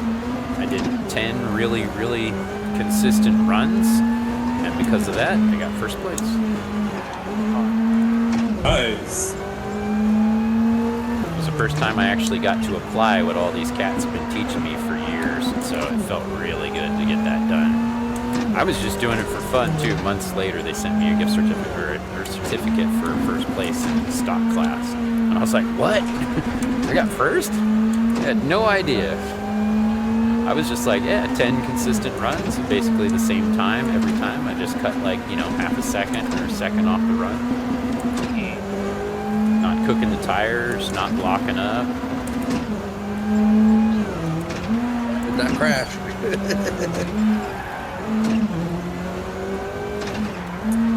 Yeah, I can't afford crashing. That's why I don't crash. If I crash, I won't be able to do any more racing for the year.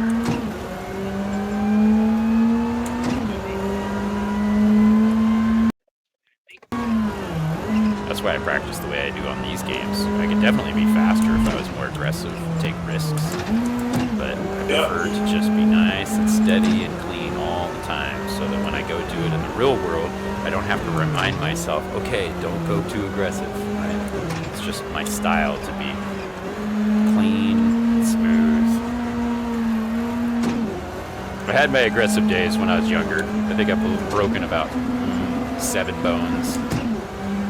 GG's. Playing, riding motorcycles, ATVs, and go-karts and stuff like that. Snowboarding, skiing.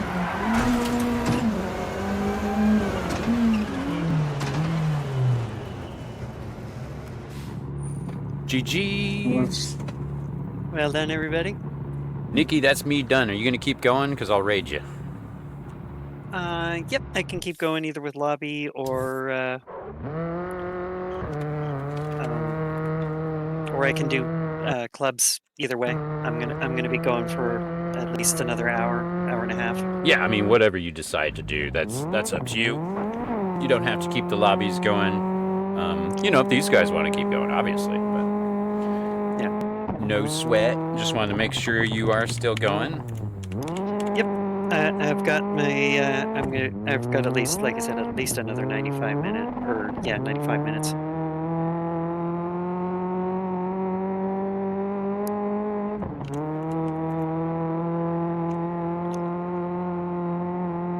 Yeah, there's a shout out for Lex on my channel too. Yeah, I don't have the capabilities for you, mate, but I think you come up on Nico's.